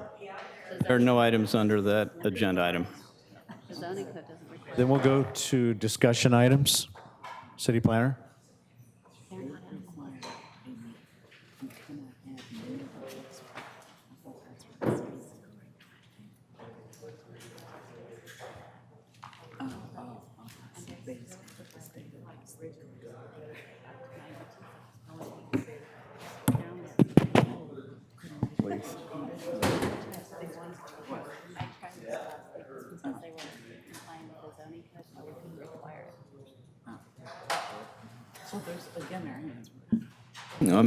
Mr. Chairman and Planning Commissioners, this item involves a briefing or a summary of recently passed Senate Bill 9 and Senate Bill 10. The memo provides a summary, but the bills themselves should be reviewed for more specific or exact language, and we did include attachments and also links. Regarding Senate Bill 9, it has, again, both these bills have been passed and signed by the governor. Senate Bill 9 requires ministerial review. That means no discretionary review, no hearing, for a housing development containing no more than 2 residential units within a single-family zoned lot, and ministerial review for a lot split into 2 lots for any single-family zoned lots. So a little bit more of detail regarding the 2-unit and the lot split development. There's some common regulations. First, the land must be zoned for single-family residential. The objective zoning standards and objective design review may not be applied if they preclude the construction of 2 units, each at 800 square feet. We can require however, we can require a 4-foot rear or side setback. The proposal can be denied if findings are made based on a preponderance of evidence that, and this is getting to be common language, the proposal has a significant, quantifiable, unavoidable impact on objective written health or safety standard. The proposal, the site, cannot be on prime farmland, wetlands, fire hazard area, flood hazard areas, etc. The proposal cannot involve demolition or alteration of housing that is restricted to rent by moderate or lower incomes or that has been occupied by a tenant in the last 3 years. 1 off-street parking space per unit may be required unless the site is located within a half-mile walking distance of a train station or bus route with 15-minute intervals. The rental of any unit shall be longer than 30 days. An ADU shall not be required to be approved on any of such parcels. There's some additional provisions that apply to just 2-unit developments. The proposal shall not involve the demolition of more than 25% of the existing exterior wall unless allowed by local ordinance, and we can require a percolation test, which wouldn't apply in very many cases. Additional provisions applicable to the lot split provisions. A parcel can be subdivided to not more than 2 parcels. The smaller parcel has to be a minimum 40% of the original parcel. Neither parcel can be smaller than 1,200 square feet unless the local ordinance allows. The parcel, if split, cannot be split again. And if a person who splits a parcel owns an adjacent parcel, that adjacent parcel cannot be split. And again, objective zoning regulations may be applied unless they conflict. We can require access to the public right-of-way. We think this is an important provision. It will provide some hurdles and challenges. And in terms of a lot split, the primary residence, the applicant has to sign an affidavit that will be their primary residence for the next 3 years. So in terms of the staff analysis, there's been some reports that show an estimate of up to 5% of parcels statewide may be applicable, or this law may be applicable. There was a report that specifically analyzed different cities in California, and they estimated Oceanside would have 6% of the parcels. There's a number of restrictions, and based on that, there may be some hurdles. For instance, again, the primary residence for a period of no less than 3 years. And finally, there are some provisions that are open to interpretation. Planning staff interprets the law that it would only allow, or that we could only allow 2 stories of 400 square feet each. So instead of going out 800, 2 stories of 400. Depends if you want a broader, lower building or a higher, narrower building. Again, going back to the objective access standards, we require a minimum 16-foot wide flag lot if you're going to create a flag lot. If your house only has a 15-foot setback, then I believe the city could preclude that lot split based on an objective health standard that's quantifiable. We have to have 16 feet in order for access. There's also fire standards that may preclude the lot split. Finally, staff believes that it's not applicable to agricultural zone lands such as South Morro Hills because SB 9 only applies to, quote, within a single-family residential zone. So let me go over SB 10 real quick, and then I can entertain any questions if there are any. SB 10 allows, but does not mandate. So this is not a mandate, but it allows cities to rezone any parcel for up to 10 residential units if it meets the criteria, which I'll go over in a minute. The parcel has to be within half mile of a rail station or a bus route with a 15-minute interval, or located in an urban infill site, which means 75% is developed with the urban uses, and it has to be zoned for residential or mixed use. So quite a lot of the parcels would be available based on the urban infill or the as it's defined. There's some other restrictions which probably won't affect much. One of the more interesting aspects of this bill is that the ordinance adoption for the 10 units per acre rezoning is not subject to CEQA. So that's quite a streamlining aspect. So staff analysis of SB 10. The city already has a smart and sustainable corridors plan, which will meet the city's projected housing needs, including RENA. There's not an identifiable need for the city to implement SB 10, but the exemption from CEQA will provide a streamlined process, and we anticipate there will be certain property owners who will come forward and request a rezone to 10 units per acre, particularly with the streamlining exemption from CEQA. So with that, I'd be happy to entertain any questions.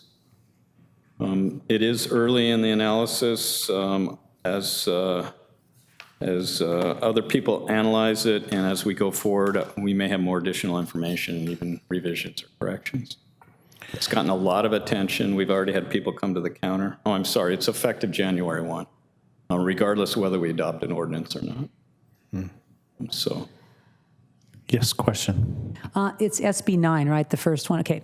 On SB 9, you said that really only 6% of the available single-family home parcels are really kind of applicable to this kind of change, right? Which kind of makes me feel a lot better, because at first I kept thinking it was every single-family lot, but it sounds like most of them either have not enough to do the flag lot, if that's where you're going to split, or you can only take down 25% of the existing resident in order to do this kind of a lot split. So that right there just kind of confines, because if a house is placed right in the middle of their lot, you can't take away that much of it to be able to do this. So it kind of makes me feel better, I guess, because at first I was panicking when I first heard this, like this is going to destroy everything, but it kind of sounds like it's, like you said, only 6% possibly in Oceanside lots can actually do this. And just to clarify, that was a report, I believe it came out of Berkeley. They have not published their methodology. So we don't know what criteria they used to come to that conclusion. But when you start reading the reports, there seems to be consensus that it's similar to the ADU law, where, yeah, it has produced units. I think anytime there's new laws, particularly of sensitive nature, there's hyperbole on both sides. Some people claim it's going to ruin our single-family neighborhoods. Other people, on the other hand, say it's going to solve our housing crisis. We think it's probably neither.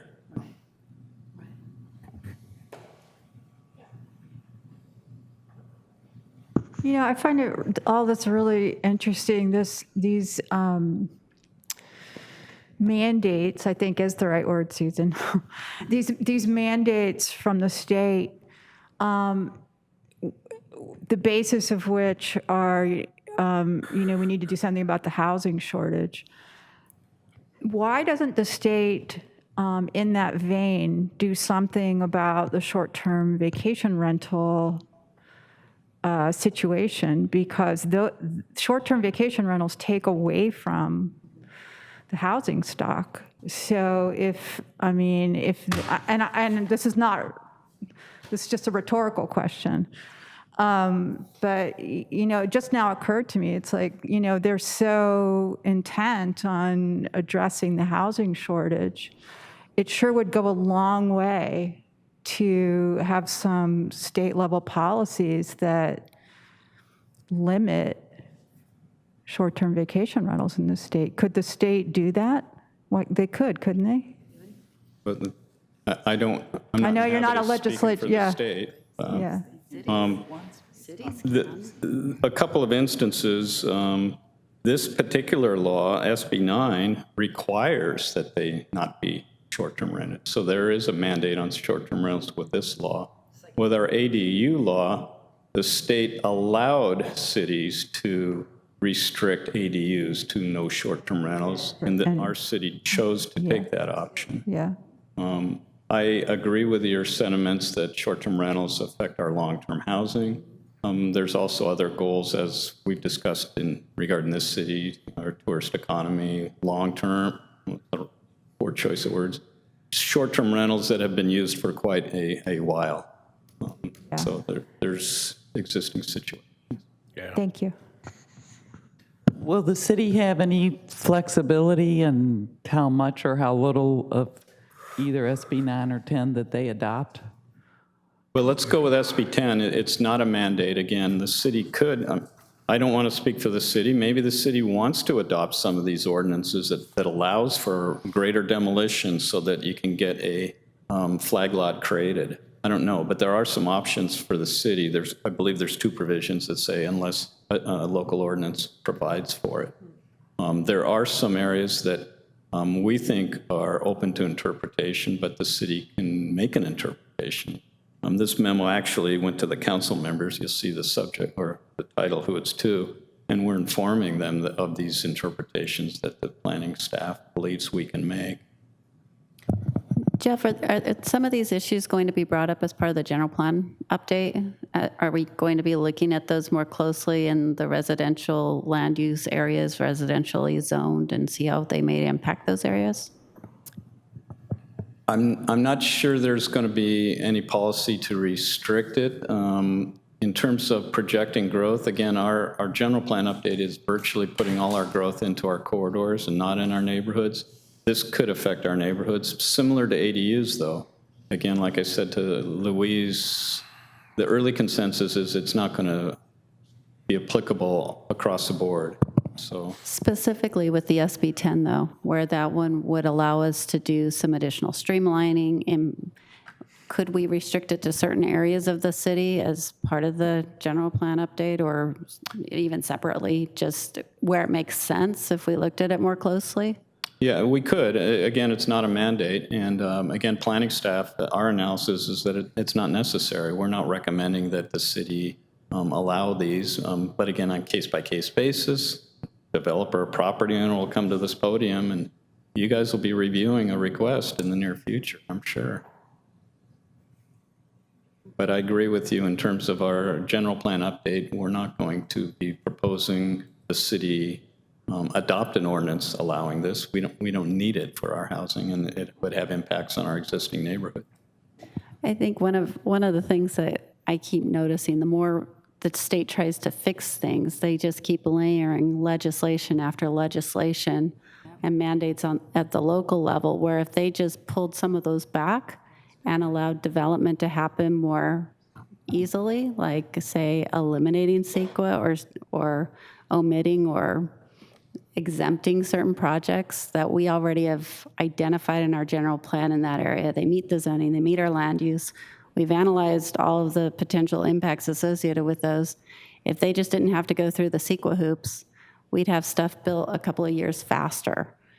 So it sounds like SB 10 might, at least for the 10-unit developments, allow us to do that in areas where we could help speed up some of that growth and reduce some of the cost of housing.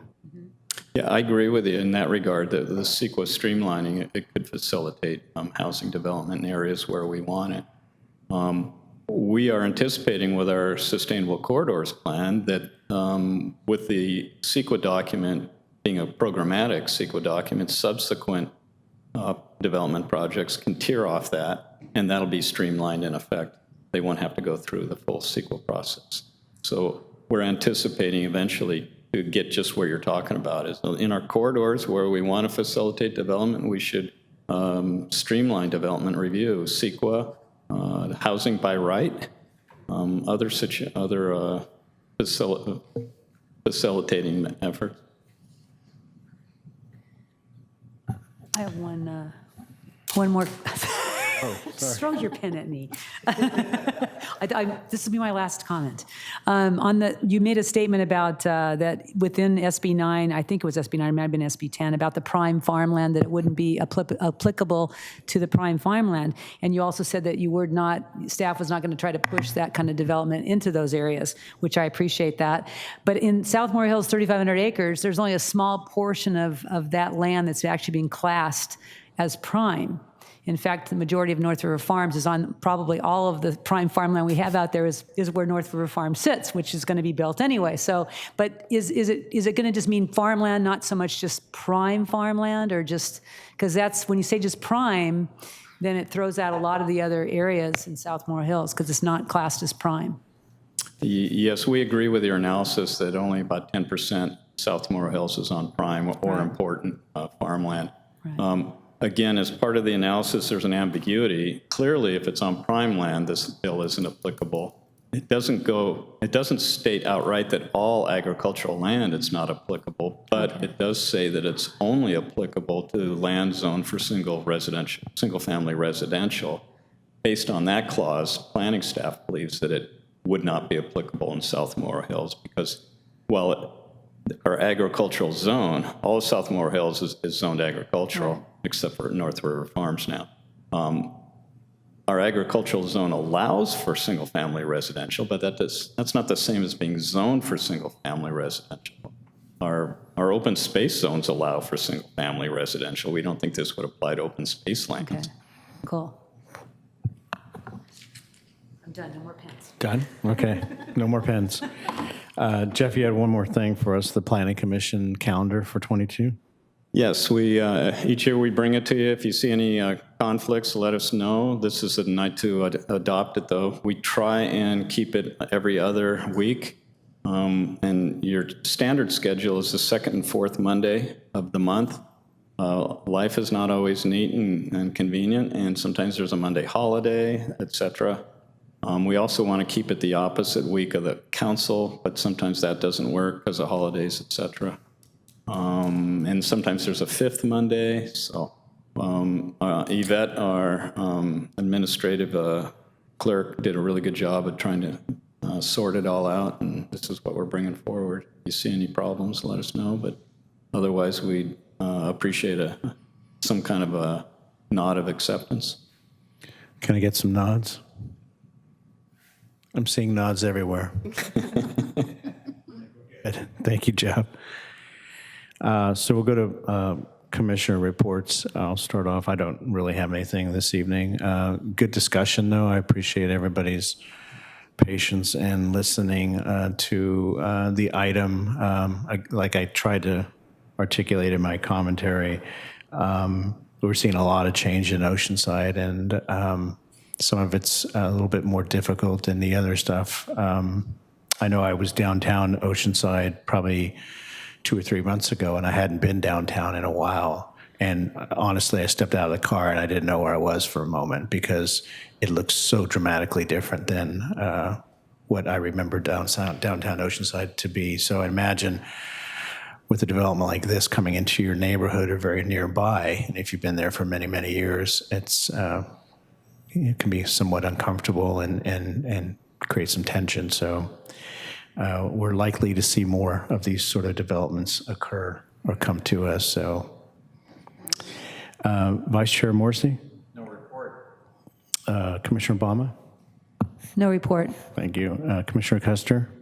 No report. Commissioner Goodkind? No report. And Commissioner Hayes? I just want to say thank you very, very much to Jeff and Scott for doing such a great job explaining all these issues to us this time. I know last 2 weeks ago was really tough. I was scratching my head and trying to figure out what was really going on. So I really appreciate all of the insight that you provided us. I second that. That was great explanations. I know Scott's been working hard. Yeah. I talked to him a couple times today. Jeff's a taskmaster. And with that, Jeff, you want to give us your report or any project updates? So again, 25 St. Malo was continued to an uncertain date, so we'll have to re-notify that. On October 25th, you have the Seagate gas station, which is just east of El Corazon Park. On November 8th, you have emergency shelters, just a local coastal plan resolution. You've already, the city's already adopted the actual zoning. We just need to implement it in the coastal zone. We have Fire Station 1, which is just across the street, literally on Civic Center Avenue. And I'm going to try and finish up the 2021 legislation memo that we do annually. If not November 8th, then a subsequent meeting. We're trying to keep November 22nd empty because it's the week of Thanksgiving. So going out to December 13th, we're hoping to bring forward an update on the ADU ordinance. There was one of the 31 bills that the governor signed last month included an ADU update, not a big one, but there's also some housekeeping items that we need to add to that. And then 1611 South Tremont is a fourplex project. And that will be my last meeting as the Oceanside city planner. So we all look forward to that, I'm sure. City Council, October 20th, 212 South Pacific, there's 2 condos. On November 3rd, inclusionary housing. These are accepting the modifications from the Coastal Commission certification. They weren't very onerous, but they also included some language that had been inadvertently omitted from prior versions. And when we omitted it, the Coastal Commission interprets that as being deleted. So we're reinserting that. And then also on November 3rd, Article 12, the downtown density provisions that were certified recently with modifications. Those modifications will be brought to the City Council November 17th, City Council Emergency Shelters, Local Coastal Plan Amendment that I just talked about. And that's it at this point. I will offer some comments in response to Commissioner Hayes's comments. These state laws are complex. Believe me, planning does not agree with all of them, but that's a slippery slope once you start going down that. Sometimes they overlap, sometimes they interact. It's challenging, but we do our best, and we'll try and keep you apprised. There was some comments that perhaps we should have had more of a briefing or some of the information that we had tonight at the prior Planning Commission meeting, and that's a fair criticism. We can try and brief you on projects that are subject to these laws. It's not as easy as it sounds. Sometimes we get these approval of the project at, almost at the last day it's ready to go, or it's not. And again, these bills are complex and they're not always easy to understand. I can look at things in my memo that I drafted just recently and that I would at least tweak. So it's complex. Sorry, I repeat myself, but we'll try and give better briefings in the future. I think one of the tools that we realized that we had was tying it up. So if we, and I don't know what our other option would be to tying it up, is there a way for us to request for it to be postponed and come back to us in 2 weeks if we're not sure? Or do we have to make a decision that night when it comes to us, like it did 2 weeks ago, and a few of us were confused by all of just the legal side of things that I had just come down from the state. In support of that, it really helped. I think it was very beneficial for me to have been able to watch the previous meeting, and therefore I came into this meeting with a lot of understanding that I usually, oftentimes haven't had, and I had time to think about that understanding before having to make a decision. So I don't know if it can be done any other way, but it was sure beneficial.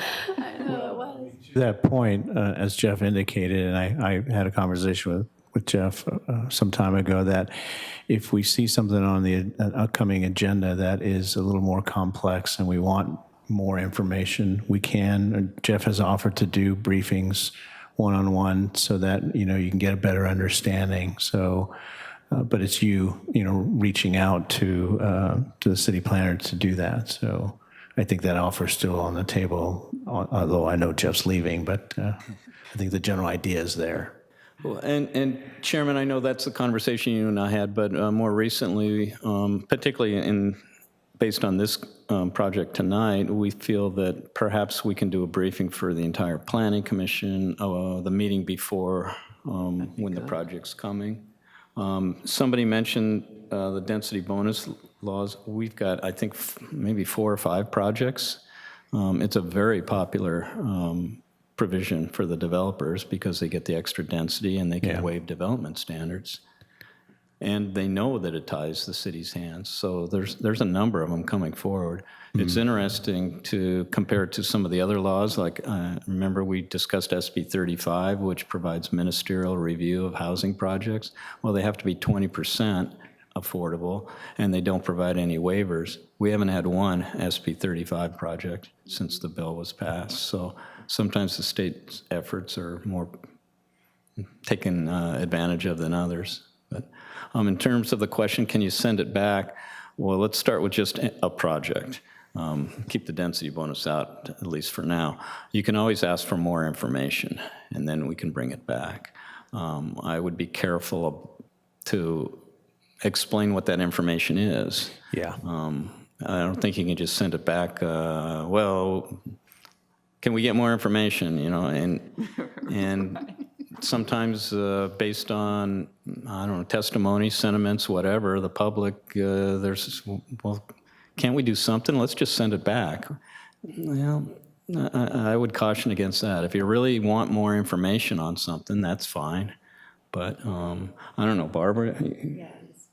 I was going to say, There is a specific, there's a specific provision in the city code that talks about continuing a public hearing in order to have staff or the applicant bring back additional information. But Jeff's absolutely right. You should specify exactly what it is you want more information for. But that is something that can be done, to be sure.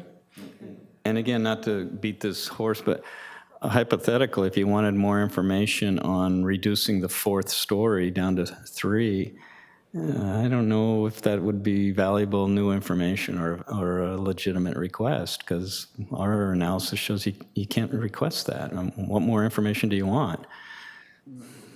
As one example. Right. Barbara, you and I talked earlier, and again, not to advocate for the state, believe me, but there's some severe penalties for the city if we do something in error on state density There bonus? are, yeah, and I might have pointed this out, but at the hearing, but I don't know that I needed to. But if a density bonus project or a project that's subject to the Housing Accountability Act is challenged and goes to court, there are certain provisions that are really that underscore how much the state really means it with these mandates.